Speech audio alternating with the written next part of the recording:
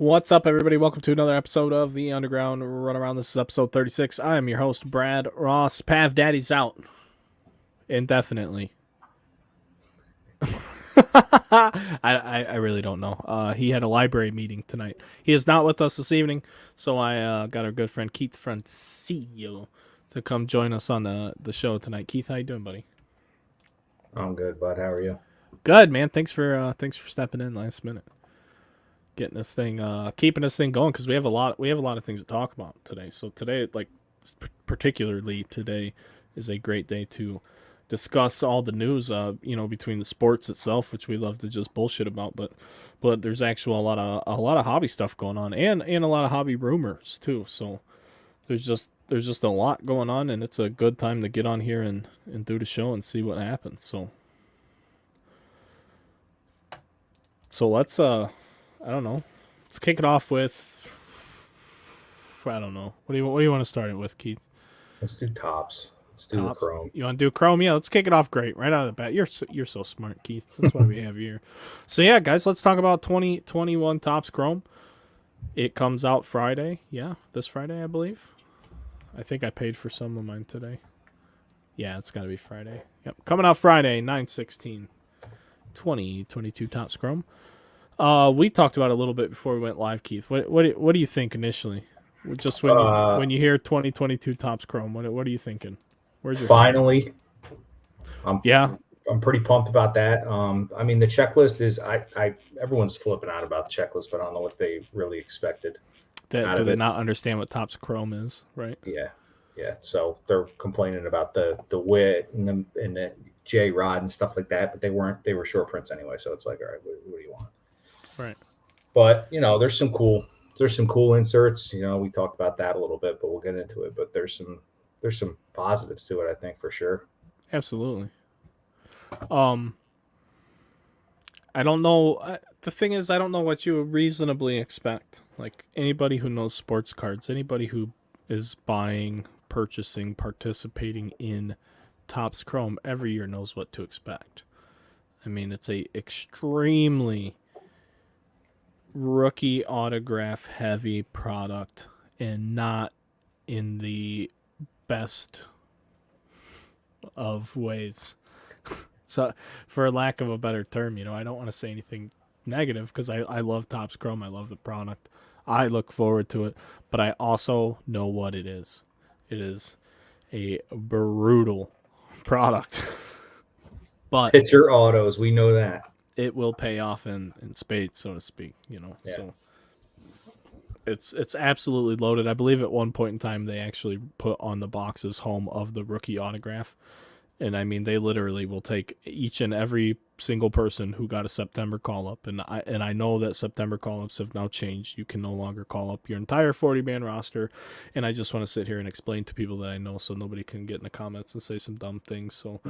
So this year, for anyone who doesn't know, let's put it that way. For anyone who doesn't know, instead of me sitting here saying, "Hey," for any dumb fuck out there is gonna try and show me, the September call up rule this year is 28 men max.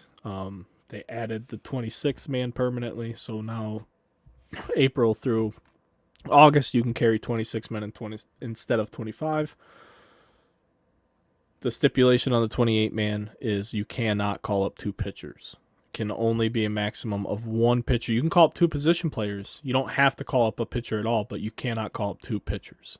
So it's not like before when you could call up anyone that was on your 40 man. You didn't have to call them up, but you could carry 40 guys with you the month of September if you wanted.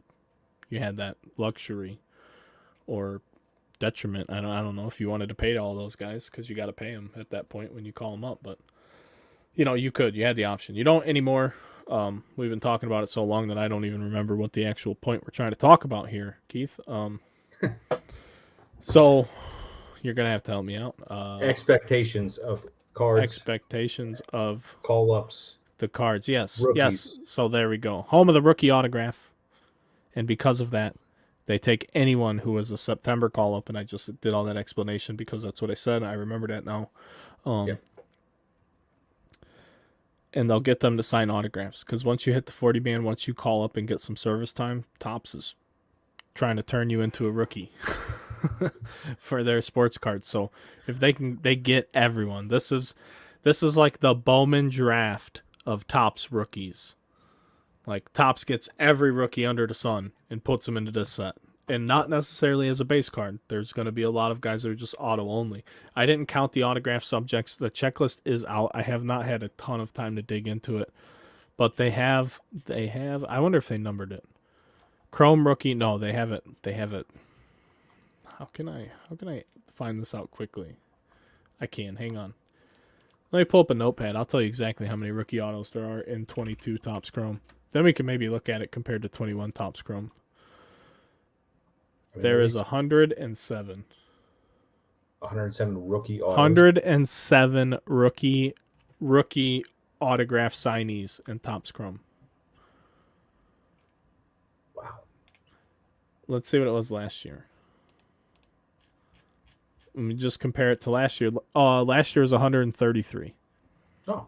It says it right there. Because I said last year was Topps Chrome the year of the COVID call-up. Because they had so many guys that pitched in the major leagues that were not major league ready. They just had so many because they needed people because of all the positive tests and the double headers and all of that. The rosters were so, even for a span of 60 games, and I can understand why Manfred said he never wanted to. I never wanted to play more than 60. I don't agree with it, and I never will.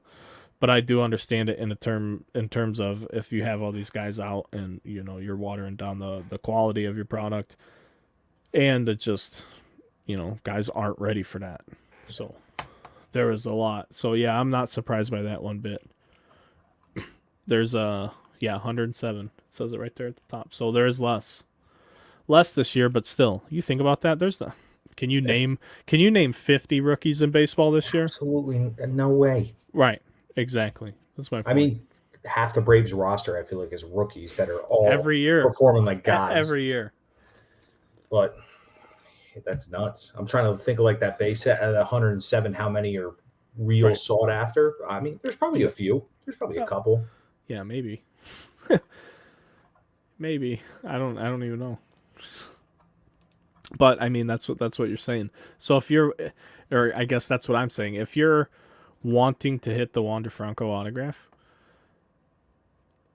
your odds just from just to get a ballpark rough estimate of just the slightest amount of hope to get that hit. If that's who you want to get opening a box, rough odds, probably, maybe 1 in 60 boxes, because every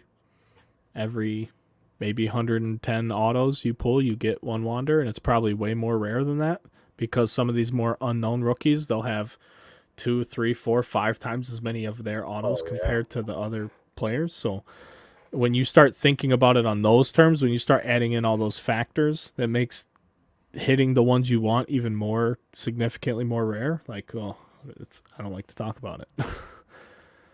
But people will just be throwing money everywhere. That's Crumb!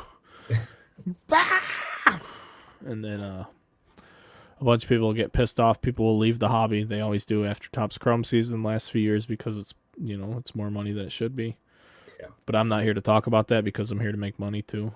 So whatever. Brad the businessman's in the house, so come spend whatever the fuck you were gonna spend somewhere else. Sorry, friends. Oh, your boy's gotta eat, you know what I mean? While I'm still getting product, because we know those days are coming to an end. That Wander though. But I'm excited. I am excited for the release. I'm not making any jokes about that. It's just a fun rip, and I guess the next thing we could talk about with Topps Chrome that is important is last year. So from 2020 Topps Chrome to 21 Topps Chrome, they added 4 parallels to the base set, and they increased the base set itself by 20 cards. So it went from 200 to 220. This year, they have kept the 220 in the base set, and we went through it right before we went live. It appears as if they've changed one parallel and added one parallel. So they've only added one new parallel this year, but that does increase the production, but it might not with the 26 fewer rookie autos. Yeah. So that might be a wash by them adding a color. I don't know. Somebody smarter than me would have to sit down and do the numbers.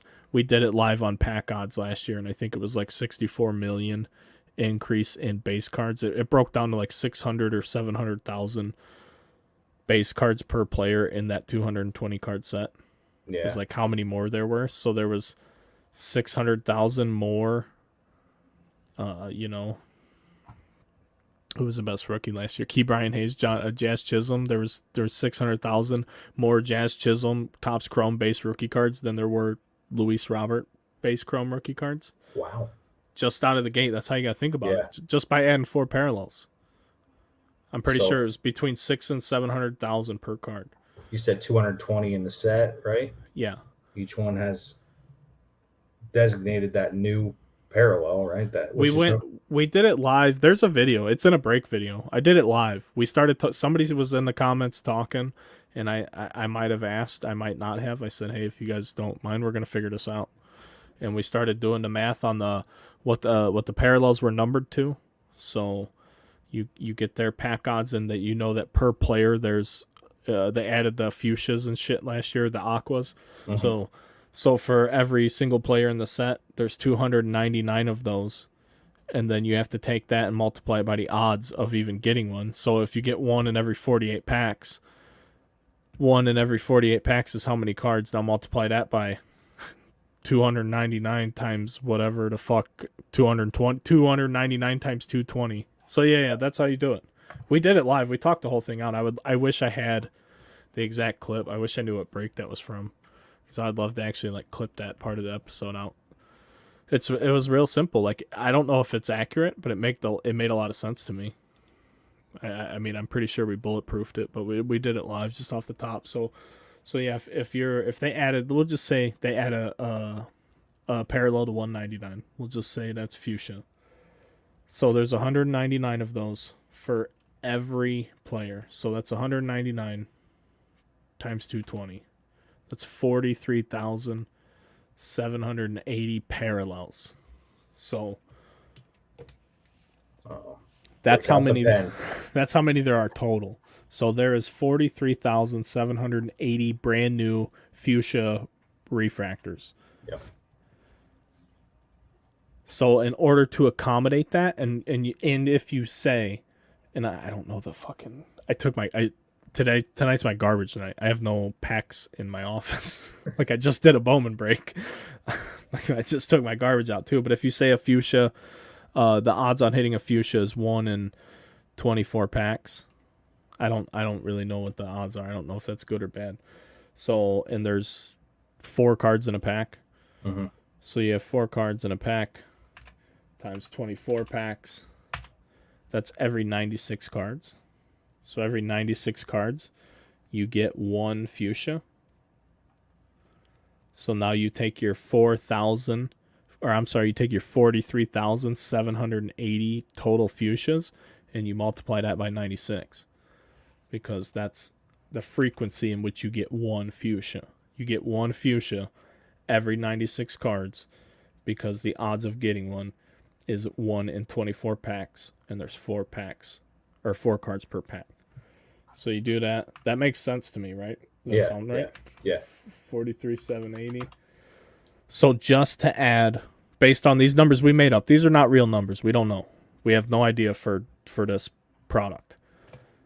But just at those numbers we just talked about, that means that's an increase of 4.2 million cards for the whole set. And that's just for one. And who knows what the pack odds really are. And I would assume they're more than what we said. I did that very conservatively. Yeah. So that's when you just think about it and you go, holy shit. So if you take that 4 million and you divide that by 220, that's 19,000 extra base cards for every player in the set, just to accommodate adding their fuchsia to the product. That's nuts. It's fucking crazy. But it's fine. It still sells, and and as long as you're still pulling out color at a good clip, I don't think anybody's gonna say anything. No. Excuse me. Topps Finest I don't recall if it was last year or the year before. They added that rose gold mini diamond and some other beautiful colors to their refractors. Yeah. And it was last year because Alec Yeah, Bowman. it was 21. Yeah. So they did that last year, but I don't think so. I don't mind when you add colors if they come out at the same or a better clip. Yeah. But when you add colors and they come out less frequently, that upsets me. But it seemed like Topps Chrome added colors and you got more. Yeah. So I'm good with that. If you want to add colors, but you're not watering down with like millions more in base, fucking color that shit up. Yep. I'll take a fucking 64 card rainbow. I don't care if they're all numbered. Like holy shit, that would be wild. If they made like a 75 card parallel set, but there was no base cards, like every card was like numbered to 499 or less. Like just start there and just whittle your way down. Chase that rainbow. How much demand could you put behind a product like that? You wouldn't even need the players to autograph it. You would just get set collectors to just have an absolute wet dream. Topps, where you at? Fanatics. I'm a thinker. Let's go. Let's get it. 75 card parallel set. I don't know. You got to do the numbers. You guys, I'm one person. You guys have a whole team of research and development and a visionary officer, dude. You get him to just figure this out, figure out the math. I'm just giving you the idea. Give us a set. No autos. We don't even want autographs. I'm that 75. Guy too. I'm the buyer. You do want autos. No, I'm the buyer at your parallels, like you're saying. Yeah. So, no autos. So you can make this affordable, but you could make it super classy. Put on like the nicest stock you have, or chrome it out, but without all the print lines. And just give us like, maybe do it like a Topps Finest. Do it a super limited. Maybe 100 card set. Maybe like 5 really good rookies. 5 of the best rookies. Do this at the end of the year. Do this after the season's over so you don't fuck up the rookies. This is very important. This is my pitch right now, so please take this all into consideration. We're coming up with this on the spot, but it's good. So, 100 card set max. 5 of the best rookies from the year. Take the Rookie of the Year award winners. If you have any controversy, take those other guys. Get a pitcher, whoever you think's the best pitcher. Because you got to represent pitchers. Get like 25 of the greatest players of all time, even the ones people don't like. Print you a Bonds, because I'm telling you, your set's going to go bananas. If you can do it. I don't know if they have the capacity to do that. I don't know if they're legally, if they can use his image and what have you. But anyway, get the best players of all time. Get the superstars of today. Just do it right. The best 100. 75 parallels, though. I want lavas. I love the lavas, man. I'm not the traditional guy. I don't so much I love the mini diamonds. I love the lavas. I've never been a big wave guy. I mean, I understand why people don't either. And I like shimmers more than I like waves, I think. Yeah. But I want shimmers, waves, lavas, mini diamonds, speckles. I mean, I don't even like speckles. Give me them. I want if it's going to be Fanatics and the rumors of Panini, give me some crazy Panini ones too. There's those rumors too. I don't know if we can even talk about, or I don't know. I don't even know if they're true. There's no authenticated sources to say anything, so I'm not going to say anything at all, because without stating a source, it doesn't mean anything to me. So it's inevitable though. Like that's what it seems like. But right, anyway, back to my pitch. Back to the pitch. Sorry, we got sidetracked. This is the Underground Runaround. I'm your host, Brad Ross.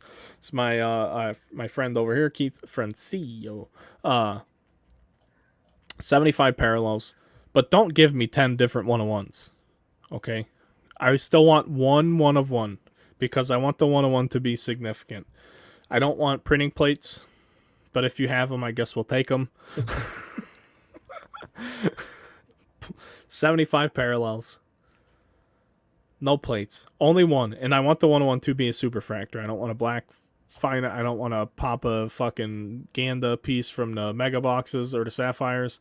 I have a whole issue with the sapphire paralleling anyway, because sapphire is blue, and every other parallel, you cannot call it like a purple. No, it's an amethyst parallel at that point. It's not a purple or like a green. No, it's an emerald because you went with the gemstone thing. You can't say this is a blue sapphire product and oh, here's my yellow sapphire card. Oh, here's my yellow blue card. What is that? Fucking green? Now what are we doing? Mixing colors? I got an issue. Fix that. Shore that shit up. Make the set me and Keith and I are talking about. It's going to be a great time. 75 parallels, 100 cards. What is the math on that? Every single card, every single parallel has to be numbered, though. I don't want your stupid 17 different retail parallels like Panini Prism, where there's literally 10 different parallels that aren't even numbered. I don't want that. Every single parallel needs to be serial numbered. I would lose so much money. It would be Just insane. thinking about it. I would go nuts. It would be absolutely insane to chase your favorite player because it doesn't, like, it would be madness. I wonder if anybody would even give up. Or, like, I wonder if people would even try. I wonder if it would be too exclusive. Yeah, that's the But thing. I don't. Maybe, I would try. Maybe we work off this idea, though, Fanatics. What do you say? That's a fantastic idea, I think. I've gotten better and better through the years chasing. I mean, this year I got the acetate right off the bat. I would have a blast. There's a lot of people out there that do it, too. Right. There's people bugging me to get more Platinum Anniversary because they're chasing stuff. Like, we need a breaker to break it. And I'm like, I would love to, but my problem is the people that even have it want 200 more than I paid for the last round of cases, and I had to discount those cases to fill them. So, it's tough. It's tough. I would love to do it, but I need more than a few, You need more than a few guys going, hey, we need...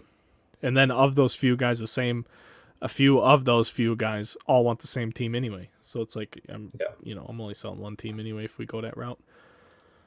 But I did tell the guys I would look into it. So, Topps Chrome. Anything else with Topps Chrome? No, They added one parallel. It's the purple speckle, and the aqua wave is now the aqua lava. And this is a Cardboard Connection. I don't know if this is 100% confirmed or accurate, but per Cardboard Connection, we looked at 21 and 22 Topps Chrome and compared the base set parallels. That is just base set parallels. But yeah, I think that's it. 2 autos, a hobby, 5 in a jumbo. Same as, it's the same thing. It's the same thing every year.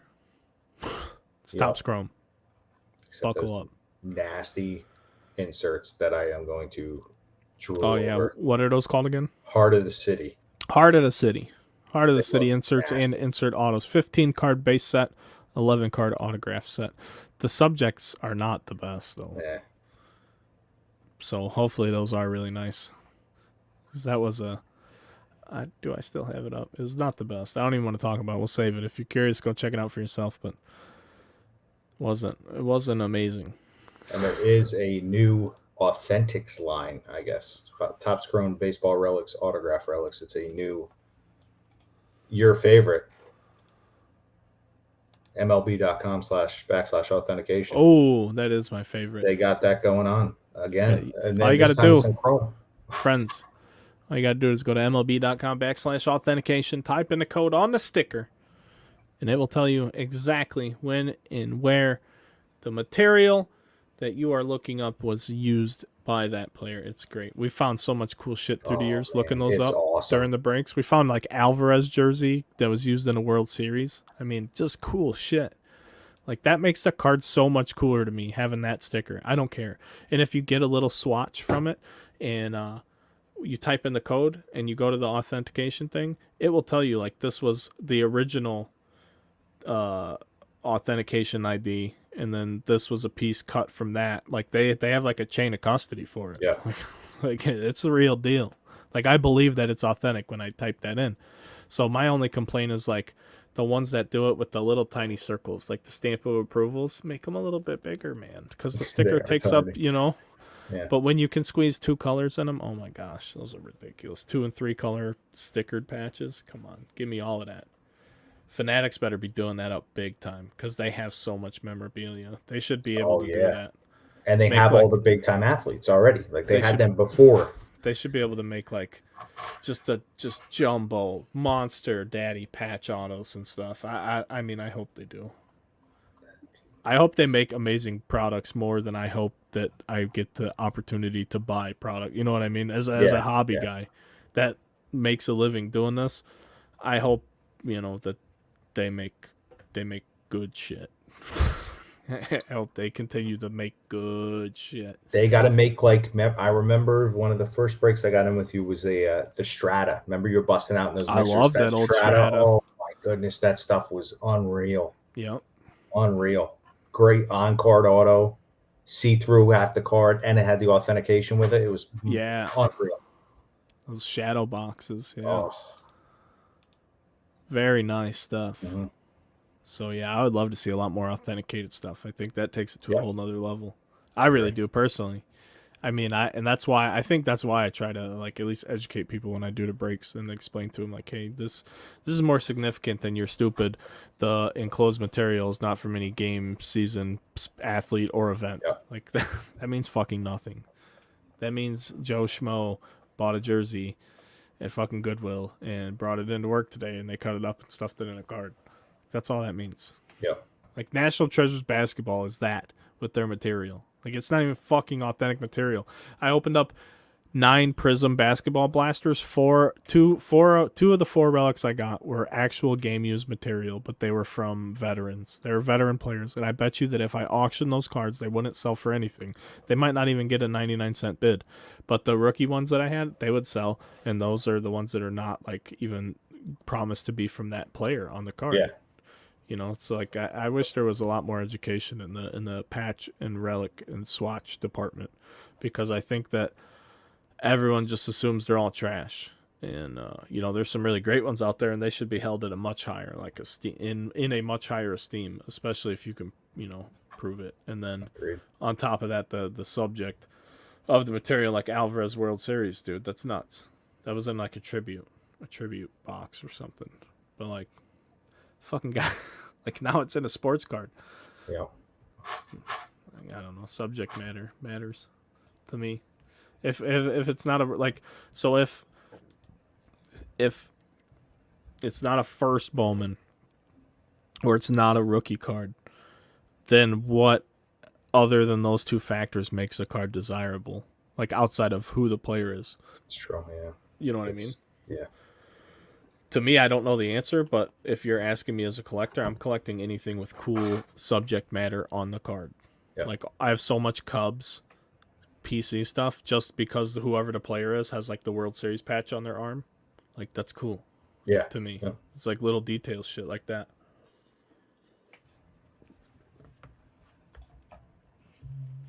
So that's the stuff I like. Whatever is like a significant event. Like if your team had a significant game and you recognize something in the card from that, like, oh, this, like, I know that this card is from this game. Like you can, like, that's a very normal thing for collectors. They'd be like, oh, I know exactly when this shot was taken. So I always like seeing stuff like that like triggers a memory. And I'm like, boop, yep, that's going in a box. I know what that is. I don't even know what it is, but I saw the card. I know exactly what that is. So no more Topps Chrome. That's coming out Friday. We know about that. Yeah. I got a million notifications here. I'm being a terrible host. Aaron Judge hits number 57. Oh boy. Good for him. Good for him. Oh, he hit 56 and 57. Holy shit. 56 in the 6th, 57th game tying dinger versus Boston. It's such good news because I can't wait to see what happens with that. Yeah. I feel like he's now solidified. Like they don't have a choice. You're gonna open a bank and they're gonna pay him. They have to. But how much?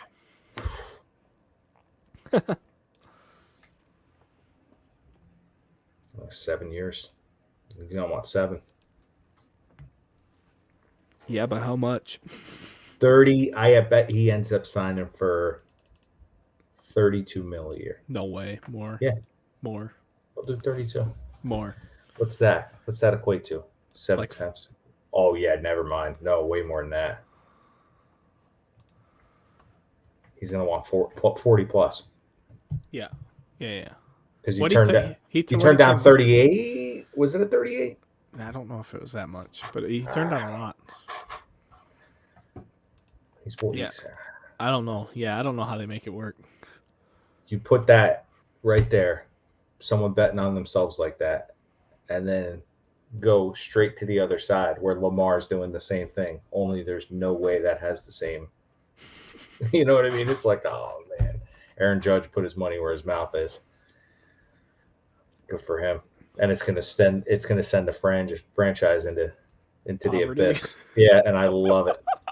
Good. That's great. And they still won't be able to afford pitching. Maybe they'll find a way to bring Montgomery back home. I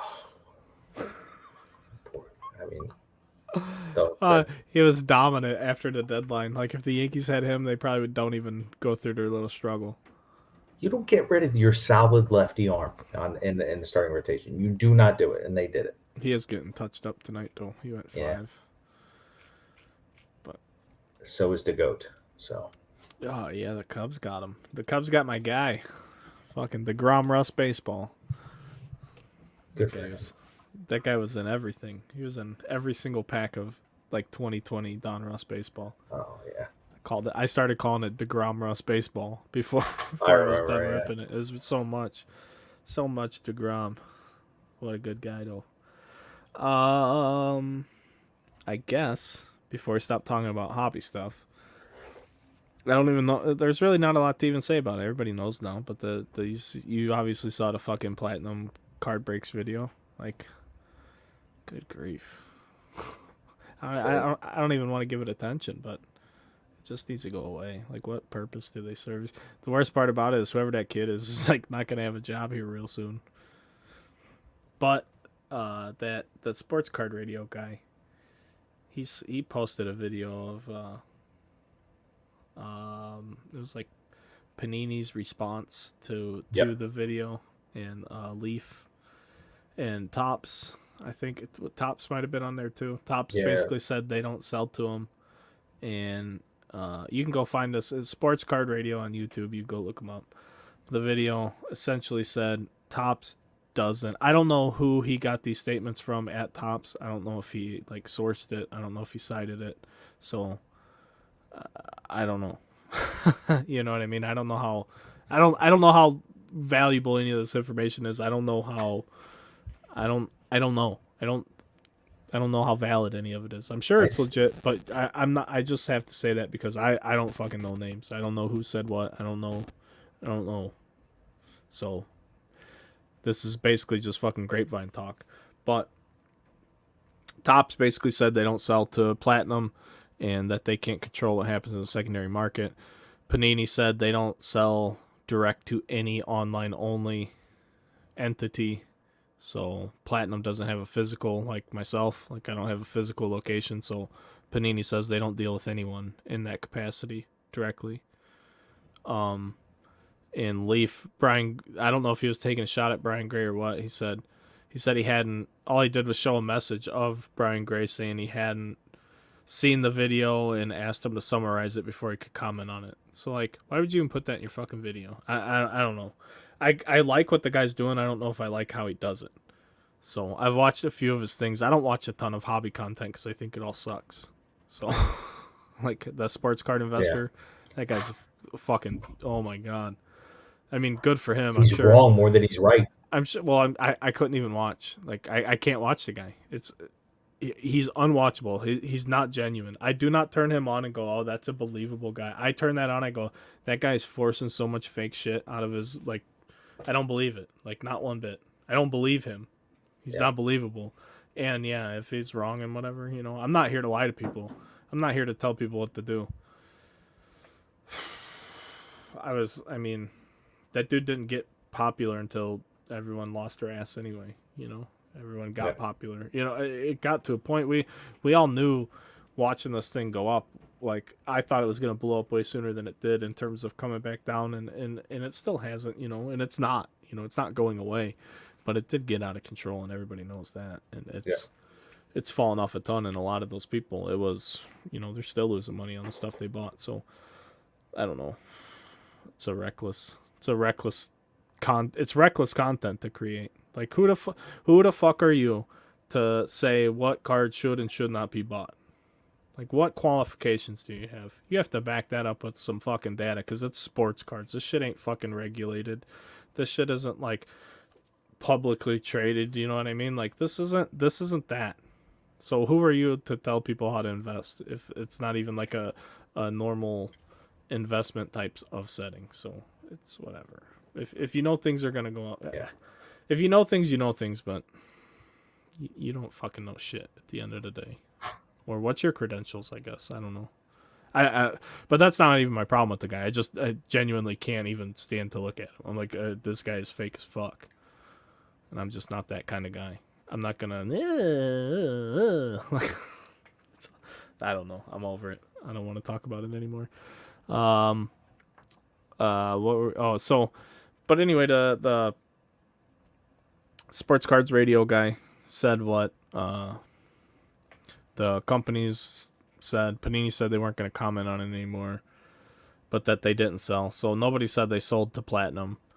And then he mentioned 2 other people, like directly by name, who own stores, like hinting at the fact that maybe those guys sell to Platinum. I don't know. He was saying there's a reason. You got to go watch the video. And Panini also made it a point in that response to him to say that he was kicked out of their VIP showcases and the national, which I mean, anyone that watches some of these breakers, you know right away what kind of people they are. Sure. The hype guy who always makes everything out. Oh, this is and he's that kind of guy. I'm not going to talk bad about people from my neck of the woods, but there's some dirt balls out there. And you don't gotta. Everywhere. He's he had the thing a few months back with where he hid the card, the Justin Fields redemption. It was the same guy. Yeah, put him on my business card over that. Fields redemption's thrown away 0. It's on my career stats. Guy. It's on my stats, bro. Peep my stats. So I mean, but yeah, just as soon as I can get these things printed up, he's out there trying to box cutter his fucking employees. I'm like, damn, son, put it down. It ain't that serious. It is not that serious. Like, holy fuck. That creeps me out. Me out. The box cutter, come on. Unreal. Oh man. Imagine if you did that. Imagine if you did that to somebody like me. Like that kid is like, you wouldn't do that to like somebody who isn't going to tolerate that. Yeah. You know what I mean? So that's what makes it terrible. Because if you do that to me live on camera, we're fighting. Like we're fighting, and maybe someone's dying live on camera. Yeah. Like, is that the event you want? Because like that's fucking like, dude, you don't do things like that's my point. You don't do things. You don't know what kind of response you're gonna get. There is fight and flight people, and maybe this employee likes that guy, but I'm telling you right now, anybody puts anything to my neck, like, and startles me with it, and then I see an opportunity afterwards, like, I'm gonna take my opportunity. Yeah. Like, dude, come on, that's not cool. It's not that cool. And like you said, he's taking advantage. I mean, that kid, I don't know, that kid looks like he goes, leaves work and goes and LARPs. But I mean, a big boy. He didn't seem formidable. He seemed like I don't know the guy, and I'm not trying to talk badly about him. I'm just reacting to what I saw, and he just seemed like a timid kid because he he tried to laugh it off and shrug it off and do what he thought was the best thing to do in a scenario. And who knows how often that happens to that poor guy. But regardless of what your job is, even if like your employer's like, oh, you just get to sit around and fucking open cards all day, even if your guy's that type of asshole, like, you're still an employee, dude. Have some fucking respect. Yeah. Jesus, man. Like you're just, and then to do it live. If I was that kid, I would never get on camera again. Not for that guy. Like, I wish I knew who that guy was so I'd give him a job. Like, dude, I can't pay you a lot of money, but here, you ain't got to work for that fucking guy. The kid was breaking again. I saw that he was breaking again today, but I haven't seen the other guy. And they haven't put out a statement, which I find really messed up. Like, if you're a legitimate business and thousands of people understand or don't understand the situation, not that you're going to be able to back this up, which they've already tried to do, right? Every scandal that's happened in the hobby in the last 8 months, someone tries to go, oh, well, in their defense, no one can ever own up to anything. They don't know how to do it. Right. So I'm interested to see if they actually come out with something. Like, what you should do is just fire the dude and be like, hey, he's gone. This kid got a raise because he actually does his job. But that's probably not going to happen. Makes too much sense. Yeah, I think that kid's on right now for platinum. Good. I hope he's killing it. I don't. I mean, Well, maybe maybe the kid's not nice. Who knows? I mean, I'm not, but anyway, like their views, they're doing less YouTube views than I'm doing, and I'm nobody. You know what I mean? I'm one person. I don't have storage, I don't have employees, but their YouTube views are 8 views. Granted, they're doing more videos. They've done 1, 2, 3, 4, 5, 6, 7, 8 today. 8 little videos, but 13 views, 8 views, 15 views, 22 views. Wow. No, they're not getting any views. And that's Just for the people with the comparison, product. I'm nobody. Like literally, I'm nobody. And I broadcast on 2 different platforms, and my YouTube views from this afternoon is still 50. Like I got 50 views at least, and I don't do it. How are you? I don't believe what I'm looking at. I don't believe you did 8 breaks today and you have nobody even watching your channel. Like who are you selling to? I can't. It takes me 8 days to sell a case. It takes me 8 days to sell a case. I get 50 views in 2 hours. You know what I mean? That don't make what I'm looking at doesn't make any sense to me. Who are you selling your shit to? Or are you just opening product? That's good. They're not watching. If they bought the spot, they're not watching. What are they saving it for later? Only a couple people do that. Let's be honest. But even if that's the case, you still come back and fucking watch a recap. Yeah. That's still gonna trigger a view. And it says they have 33 people watching them live right now. Well, no, you don't. Or maybe you do now, but you didn't earlier. You've uncovered something else, Brad. Brad the detective. I mean, I'm not trying to, but it doesn't make sense. Just based on the type of data I get, you know what I mean? I have 46 views and 10 likes on my Bowman break from, I don't know, I think I finished at like 6, so like 3 hours ago. Yep. They got, they don't have anything with that many views today. Yesterday, 96 on a Donruss Elite, 33 on an Elite. Wheel Spin got 47 views, whatever that is. 27, 22, 15, 20, 13, 13, 16, 7. Nobody's watching their shit. Who the fuck? Where else do they stream to, though? I mean, do they stream somewhere else besides YouTube? They lost their YouTube audience. There's people that stream on like Twitch, right? They used to get thousands of views, though, I thought. Like, they used to be like happening people back in the day. Yeah, until they swapped out of Justin Fields. They didn't even swap it out. Until they threw it in the garbage. Did that actually do it for him? Because that's good. I'm just scrolling through their videos right now. There's nobody watching their shit in the last month. Unbelievable.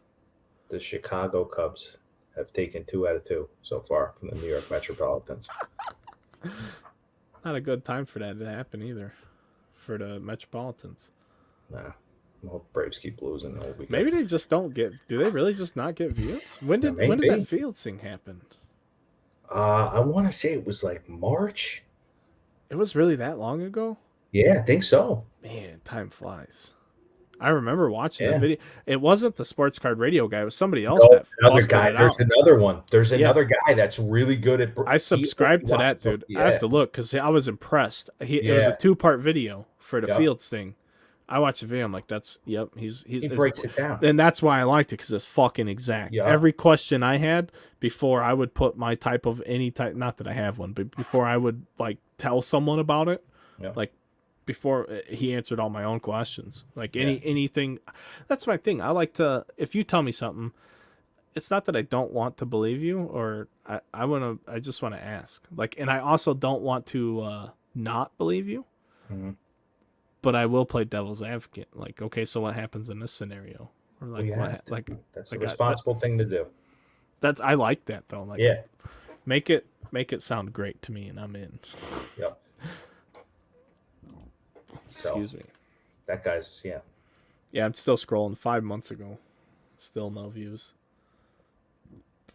I get more views than that. That makes me feel good. You should. I don't do nearly the amount of videos they're due. But I get more views, baby. That's right. Platinum. Platinum card breaks. What a bunch of fucks. In and out of the news. We're due for the other boys to come in for something stupid, too. Yeah. Before you know it, what's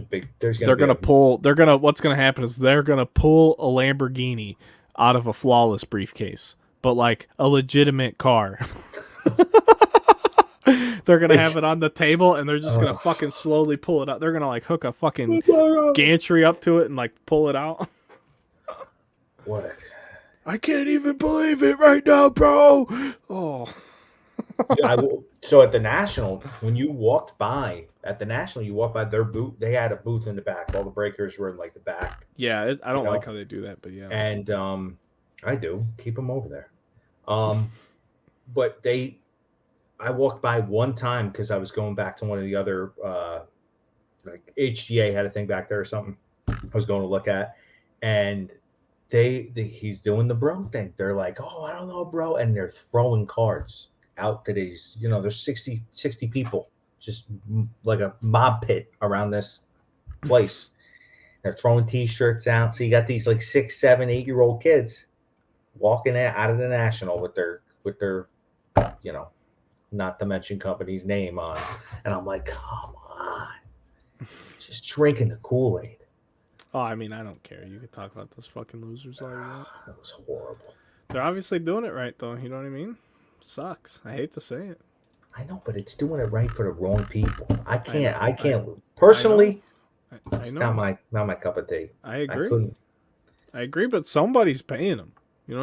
Like they're generating revenue. And like, I don't know, that's like the whole question. Would I stoop to that type of level? Like, that's not fun to me. I don't understand it. It's know not. What I mean?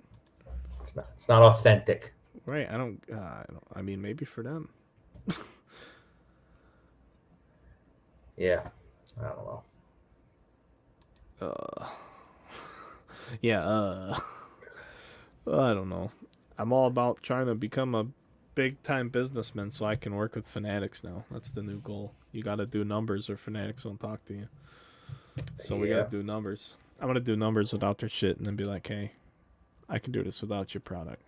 Sure enough, they are hiring analytics people. So when you were talking about the authentication thing, I looked this up because I was like, all right, this is the thing. So during one of the Mets games, someone got their first hit, whatever, blah, blah, blah. There's the guy that sits. Yeah. He sits on right next to the dugout, like best seat in the house. I know. That is the greatest job on earth. I know. Every single thing that needs authentic, he's like the on-field authenticator guy. Yeah. What a life. And then that kid that struck out Shohei the other night. Yeah, right? The Cody Clemens, Reggie Clemens kid. Yeah.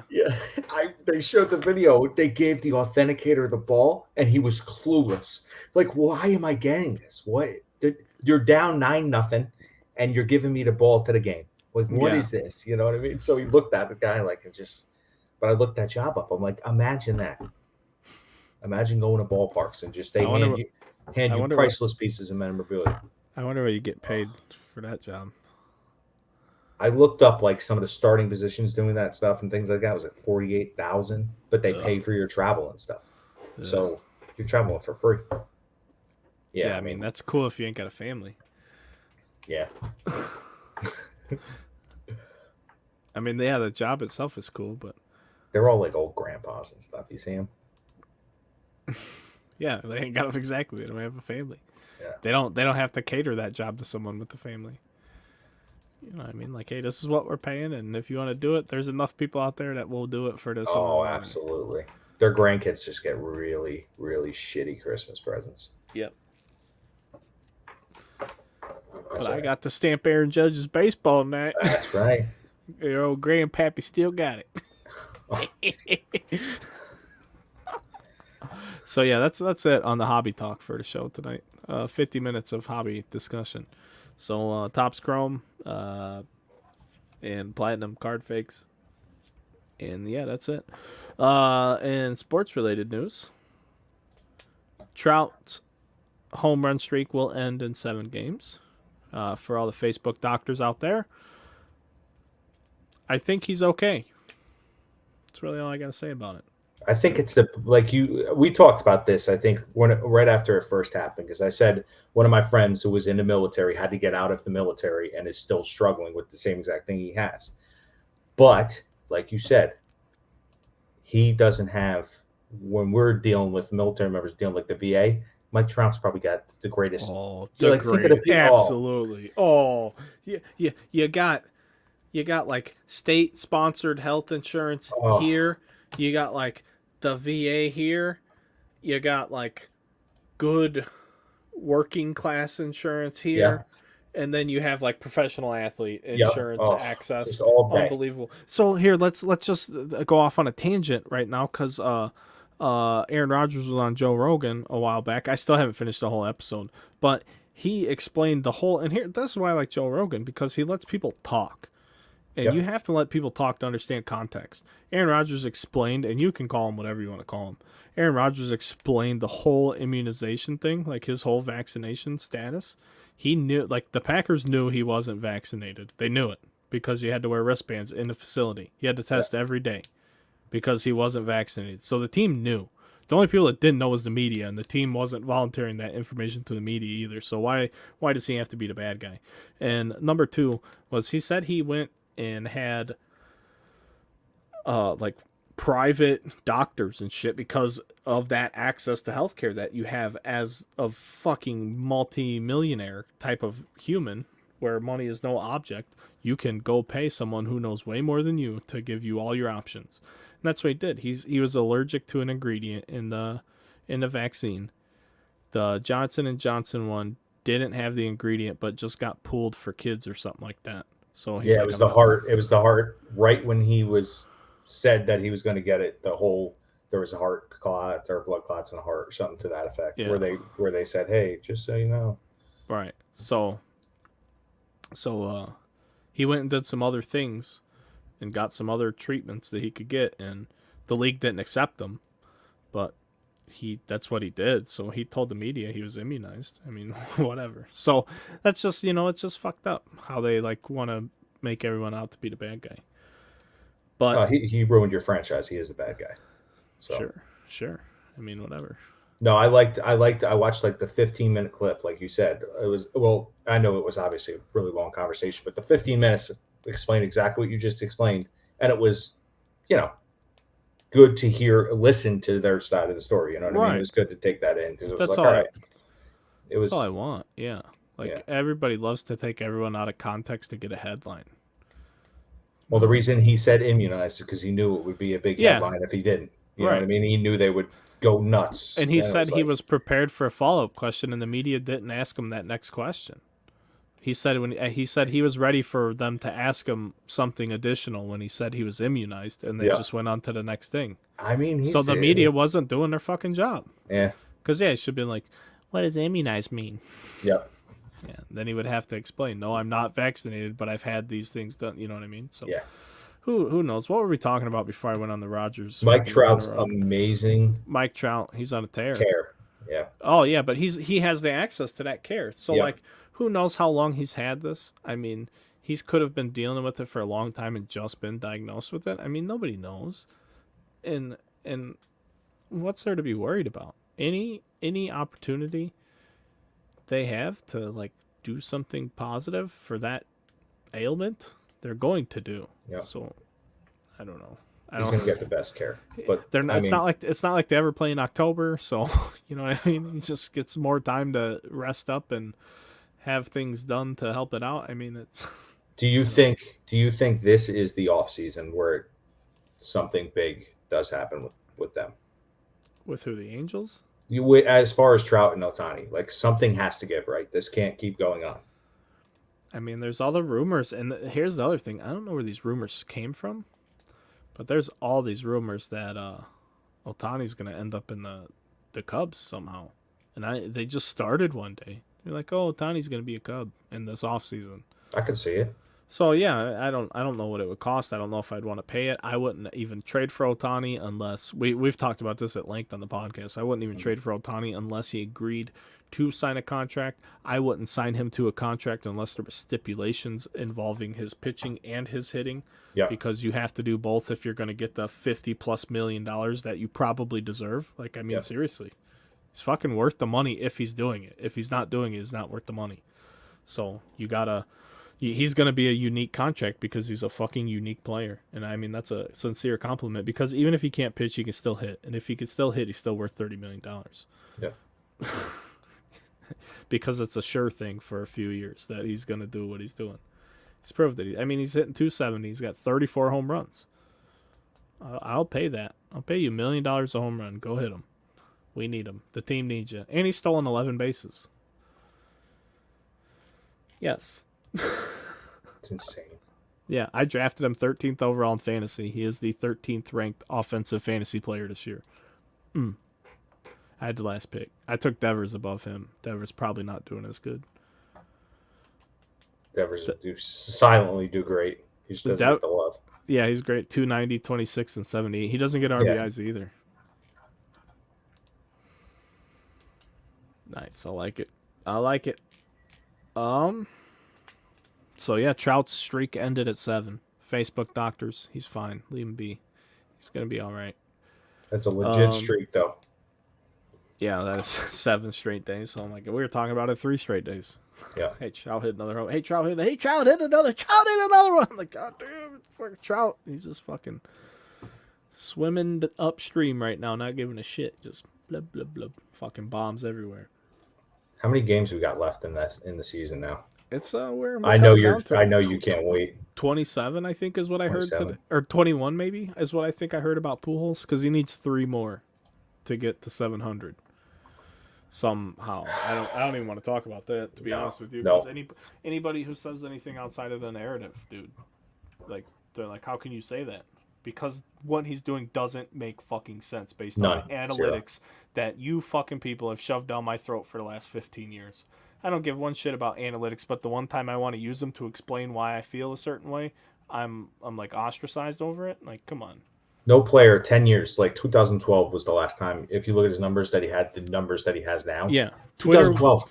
Twitter was fucking roasting Barstool or one of the companies for putting out an article that said a starting 9 or something like that. They put out an article, basically said what Pav and I talked about on the podcast like 4 days before. Mm-hmm. I'm like, dude, you guys are late to the party, bro. You guys are late to the party. But yeah, now he's 3 games away, or three home runs away. Now's that time in the season you're going to see. So you got 20, like you said, 21 games left. About 15 is when you got to be ready to go.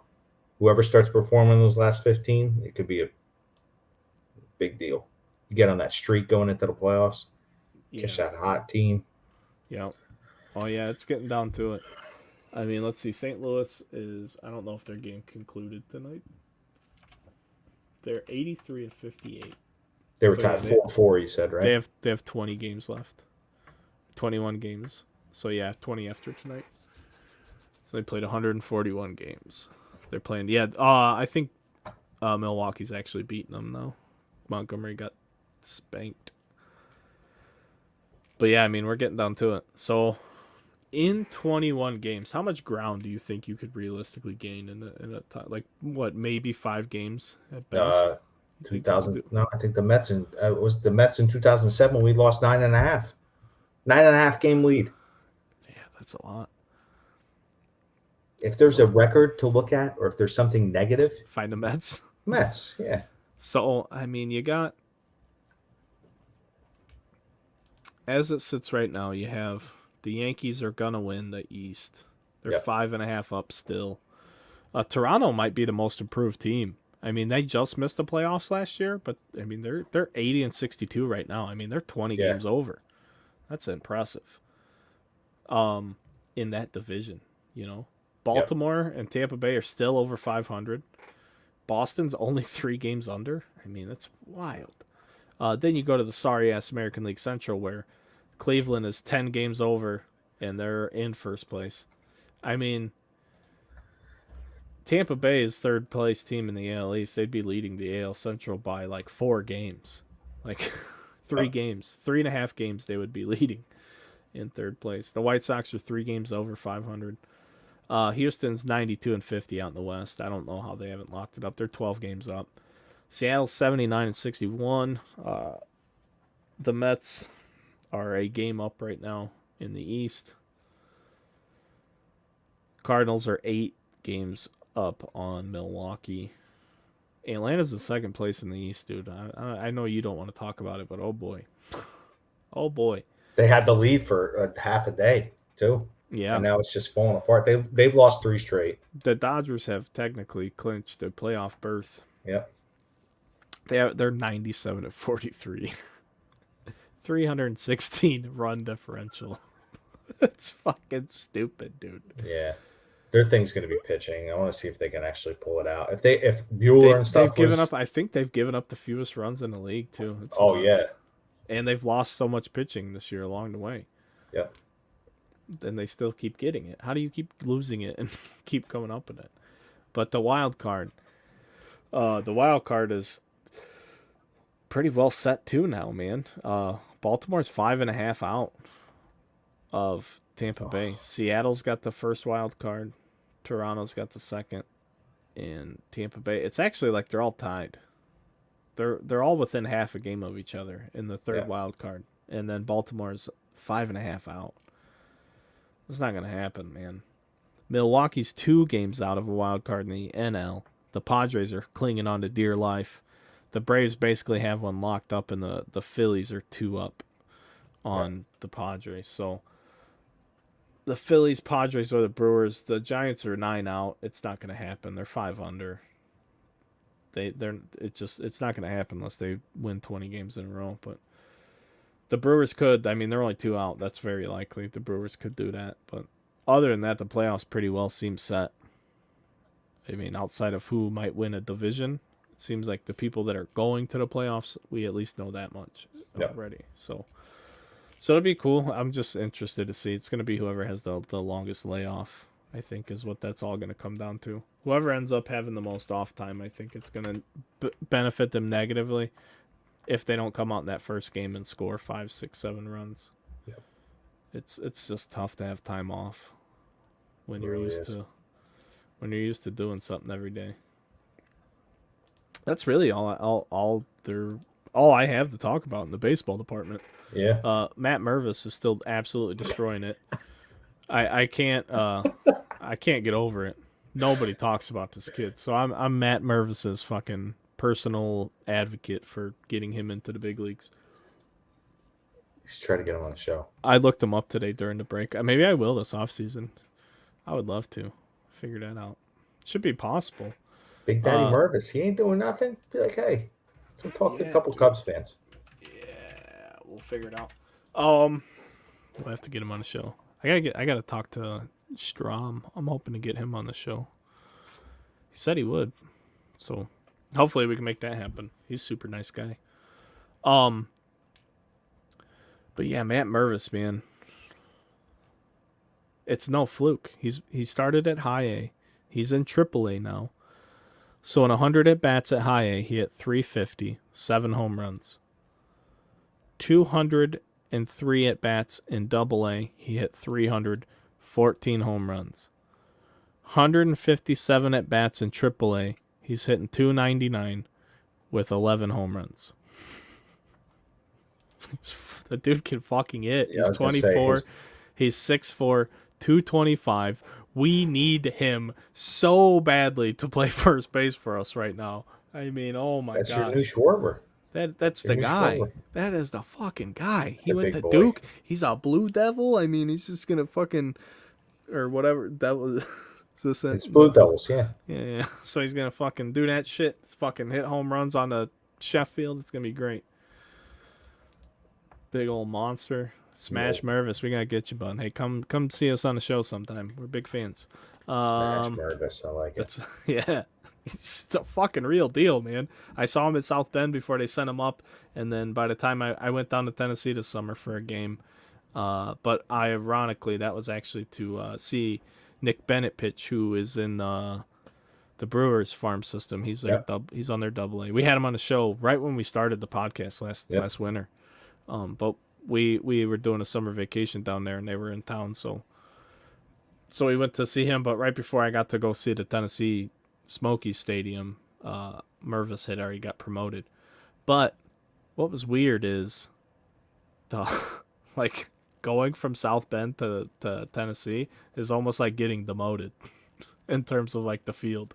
Oh. Some of those ballparks, man. It's not the greatest. Like the field was in rough shape. The scoreboard was like giving me a seizure the whole time. I mean, I know it's indie ball and shit, but like they have within the last 5 years they've renovated the high A stadium. The one of the last big Boilermaker jobs I was on before I went into cards full time was just a few miles down the road. It was like an hour, and it took me about an hour to get to work every day. And there was a big union grumbling because all the trades out there on that job were all from the South Bend area. And like the way Boilermakers work in Indiana is we work the whole state. We're not as broken down. Like a lot of crafts are just broken down into like metropolitan areas. Yeah. Like we handle the whole state. So like all those guys are like they were doing all those renovations with like non-union labor and stuff. So like they're all like, oh, we got to go out there and picket shit. Like, listen, friends, I'm all for solidarity and whatnot, but I live an hour and a half the other way. And I got to work 10 more hours tomorrow. So they recently renovated that stadium. It's super nice. Four Winds Field is what it's called over there in South Bend. It's super nice. They even have a splash pad and shit in the stadium for the kids. It's like it's wild. They got little water works and all that. So I told my kids absolutely not. We got an hour ride home in the car. You're not getting wet. Say getting all soaked and everything. Yeah. I think it's a terrible idea. Why would you put that in the ball? Like it's great for the kids, terrible for the parents. But if you run the facility, it's not your problem either. Yeah. Get out, game's over. Yep. Not our problem. Hope you brought your sunscreen. Some of the parents though, there's parents out there that are just like, whatever to shut this kid up. I'll do anything. Get soaked. Go do your thing. Get soaked. Get soaked. I'm gonna pound my box of wine. The whole 5 gallons. Yeah. Oh man, that's funny. What else we got tonight, Keith? We got some football. Yes, we do. Football started. You guys remember that sport with the odd shaped ball? Football. College football started a couple weeks ago. Lots of upsets this weekend. Did you see that A&M video? So A&M got beat by Appalachian State. Oh yeah. Did you see the little hype midnight video that Texas A&M's trying to get off the internet? Yep. Oh my god! I heard they're like trying to hit it with like DCMA and shit to like take them down. Where like they're holding their little midnight pep rally talking shit. Yep. Okay, so here's the thing. Don't be you don't need a bachelor's degree to understand what I'm about to tell you. Texas A&M University. If you're going to have the audacity to belittle your opponent and treat them with absolutely zero respect, you do not get to go on the internet and be a fucking copyright bully and a little bitch about your material getting spread around the internet because your student body is too fucking immature to handle a situation. Like if you're going to what's the saying? You know what I mean? There's a saying for this. If you're going to like talk shit, like you better be able to like take it. Like you can't dish it out and not be able to take it. So now is your time to shut the fuck up, Texas A&M, and take it. Take it, because you acted like a bunch of idiots and then you got embarrassed. And guess what? Now you got to take your embarrassment. It's just part of it. Don't go trying to hide. Like it's just gonna make it worse. They're talking smack on App State. It's App State, right? I mean, they're a good. It's not. It's a good program. Like they're not bad. No, they're great like, for what they are. For what they are, absolutely. But they're not. They don't have. They received. They don't have Alabama money. Like they received 80 votes to be in the top 25 this week. Third most. Well, yeah, I believe that. That's pretty cool because they played someone really good week 1 too, right? I don't have it. I think they played back-to-back ranked opponents, and I think they were both good. Did they lose the first week? They lost, right? Yeah. Yeah. They did play someone decent. Yeah. I forget who, but now that you say that, yeah, they hung close. I'm looking, and I'm liking. No, It was someone ranked. That's all I remember. Are you sure? I'm pretty sure. What conference are they in? Oh, they're in the conference now, I think. Where's App State? It's like North Carolina somewhere, ain't it? Is I he? don't. Oh, I don't know. it's probably like 30 minutes down the road from me, and I have no idea.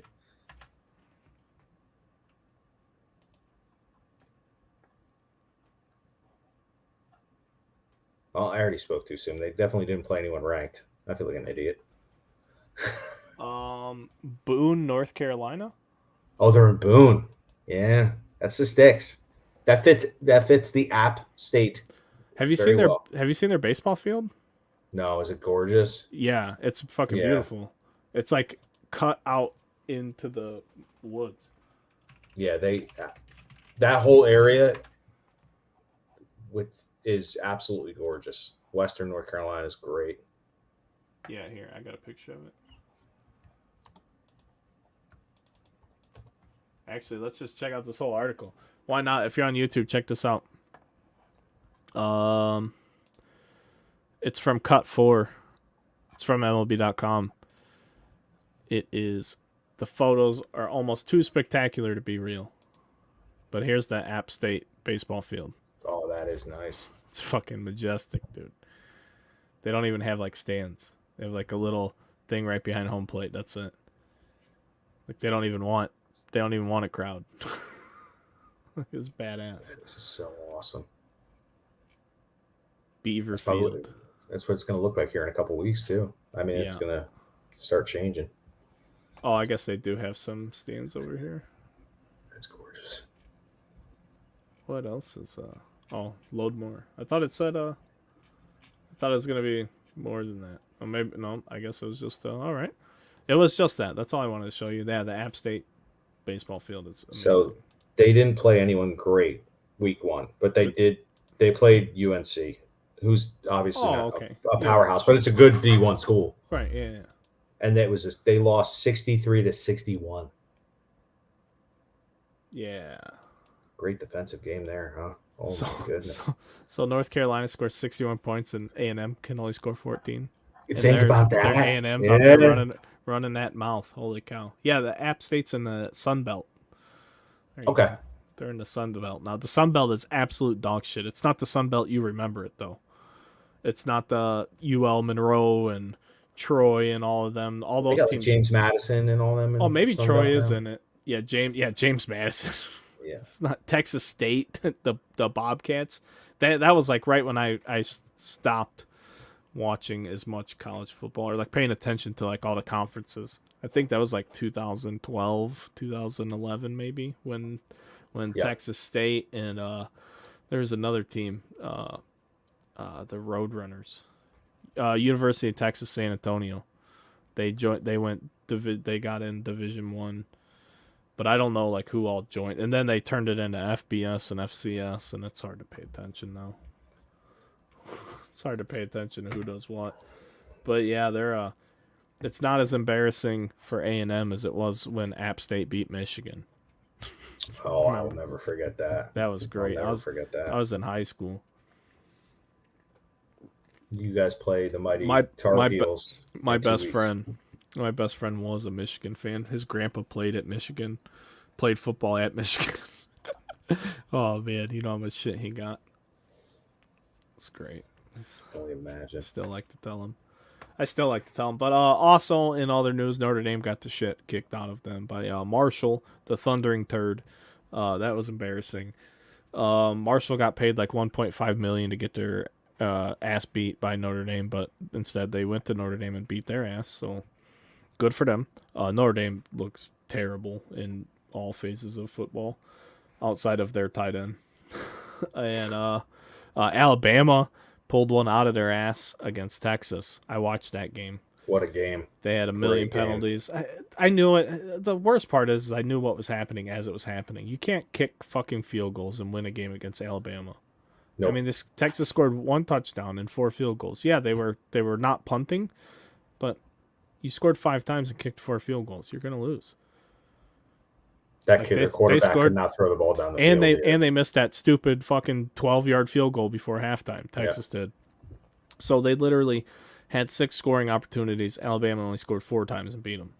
Yep. You got to score touchdowns. It's football. Score touchdowns. So they're out now as number one, right? Georgia's number one. I believe they are. Yeah. Georgia beat Samford though. Like that's my issue with the SEC. Yeah. Don't quit playing those fucking schools, man. So one team loses to a legitimate powerhouse and loses their ranking to someone that beat Samford. Yeah, and it was only 33-0 too. It's not like they mopped. I mean, they only scored 3 points in the second half. Where's Samford? You want to talk about Connecticut? Yeah. I think Samford is Connecticut. Yeah, it does sound like there is a Samford. That's embarrassing because I probably grew up about an hour away from that. Oh no! It's not. It's in Homewood, Alabama.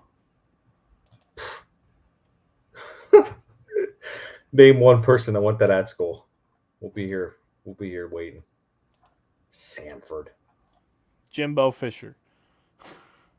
Did he really go there? Yeah, Jaquiski Tart. He's a safety for the Niners. I don't know if he's still playing, but I know him. Jaquiski. The guy's name's Jaquiski Tart. Jaquiski Tartt. Oof, that sucks. I had him in fantasy for a while. He's a pretty decent safety. And Jimbo. We all know what happened to Jimbo Fisher this week. Right. I'm trying to see who else. I was hoping the A&M Alabama thing would be like a big thing. Now A&M dropping that game. It's not going to be it. The mighty Wolverines ranked number 4 in the country. Yeah, it's wild. They fucking beat. I mean, they've whooped ass both games though. Like they've maybe scored the most points out of all the teams. They dropped 56 on Hawaii, and they beat the ever living shit out of Colorado State in the first week. Yeah. I mean, those are 2 small Division 1 schools, but those are real games. Those are real good non-conference knock the rust off games. Those are great, and they did exactly what they're supposed to do if they're that good of a team. Clemson beat Furman 35-12. That's another so that's why I can't stand college football rankings. They come out with their preseason rankings. They have a team like Clemson. Clemson's a perfect example. Clemson didn't win the ACC at all.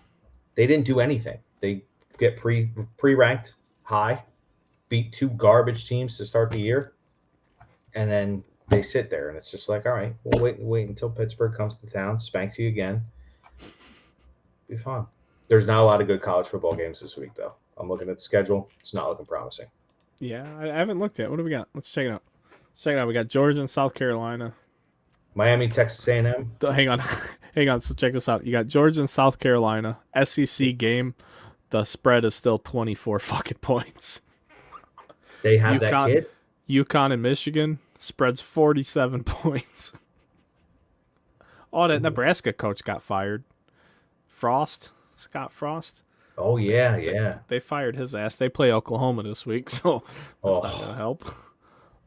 Kentucky is ranked 9th after that. They beat Florida in week 1, and then they had a shocker last week. Not really a shocker, but who'd they play last week? Florida. Yeah, so they beat Florida in Florida. Kentucky did last week. That was a big... Well, Wisconsin also lost in an upset. There was a lot of upsets last week. Yeah, but Kentucky won week 1. Who'd they beat? They beat someone. They beat a decent opponent. Yeah, I'm sorry. They beat Miami, Ohio. I thought they had beaten someone decent, so we both fucked that up. Nobody played anybody in week 1. Let's just forget. Youngstown State, the Penguins, very nice. In Kentucky. Texas State, Bobcats, and Baylor. Excuse me. BYU and Oregon. 2:30 on Fox. See, I might watch that just so I can watch. Hopefully BYU loses that. We'll see if Oregon is any good, really. They got embarrassed by Oklahoma. Was that the game? Was that who they played? They got embarrassed by whoever. No, Georgia. Georgia. Yeah. They're the favorite, even though BYU is 2-0. They're a 3.5-point favorite at home. Any other good looking match? Alabama plays UL Monroe. 49-point favorite in that stud-filled matchup. That Michigan UConn line. That's pretty good. You said that was 44 points. I think that's a good. 47, I think. Yeah, I'm gonna definitely take UConn. Baylor is. Oh, sorry, never mind. I was looking at the over under. Yeah, Michigan 47 minus Yep. 47. Yeah, see, that's a good bet. They're not gonna beat UConn by 47. Yeah, if you don't get up by 47 in the first half, you're probably just hanging out in the second, unless your backups are really that fucking much better. Ohio State is a 32-point favorite over in-state rival Toledo at home. They haven't scored a bazillion points. That's an interesting line, too. Yeah. Toledo and Ohio State. Toledo's 2-0. Let's see who they played early. They beat UMass by 45, and they beat Long Island 37-0. So they haven't played anyone yet. But they've Long Island? Yeah. There's a college just called Long Island University Sharks. Oh, they got a badass little shark logo. Never heard of them. Me either. I don't know who they are. Long Island University. Fuck yeah. Toledo's acting like a powerhouse now. You play UMass. Hey, and if they show up and they cover the spread against Ohio State, then it was all worthwhile, baby. Yeah. I'm liking that. I'm liking that pick that I'm making right now. I agree. Toledo plus 32. Yeah. Ohio State hasn't scored a million points, so Notre Dame's not that good. Let's see, what else? What else do we have here? Arkansas Pine Bluff, Oklahoma State, no spread on that game at all. None. They're both 2-0. Arkansas also has no spread with Missouri State. Tennessee, 15th ranked Tennessee, facing 1-1 Akron. Tennessee, 47.5-point favorite. Akron has... Oh, I see why. So Akron beat St. Francis, Pennsylvania, 30-23, and then they just lost to Michigan State, 52-0. Oh boy, yeah, it's not going to be good. So is Tennessee that same team? Let's see, what have they done their first 2 weeks? Don't talk about it. Keep it out. We know who they just beat. Yep. But in week 1, they only beat Ball State by 49. They beat Ball State 59-10. That's another team in their conference. Interesting. So Pitt looking for redemption against Western Michigan. 10-point favorites on the road. Is Slovis still hurt? Like, is he hurt? They're not saying. I don't think he's really that hurt. All right. I think he just took him out to protect them. Clemson's 34 points favorite over Louisiana Tech. So here's an interesting one. I am liking that one. This one's interesting, though. Texas versus Texas San Antonio, the Roadrunners. Texas is only a 12.5-point favorite. Wow.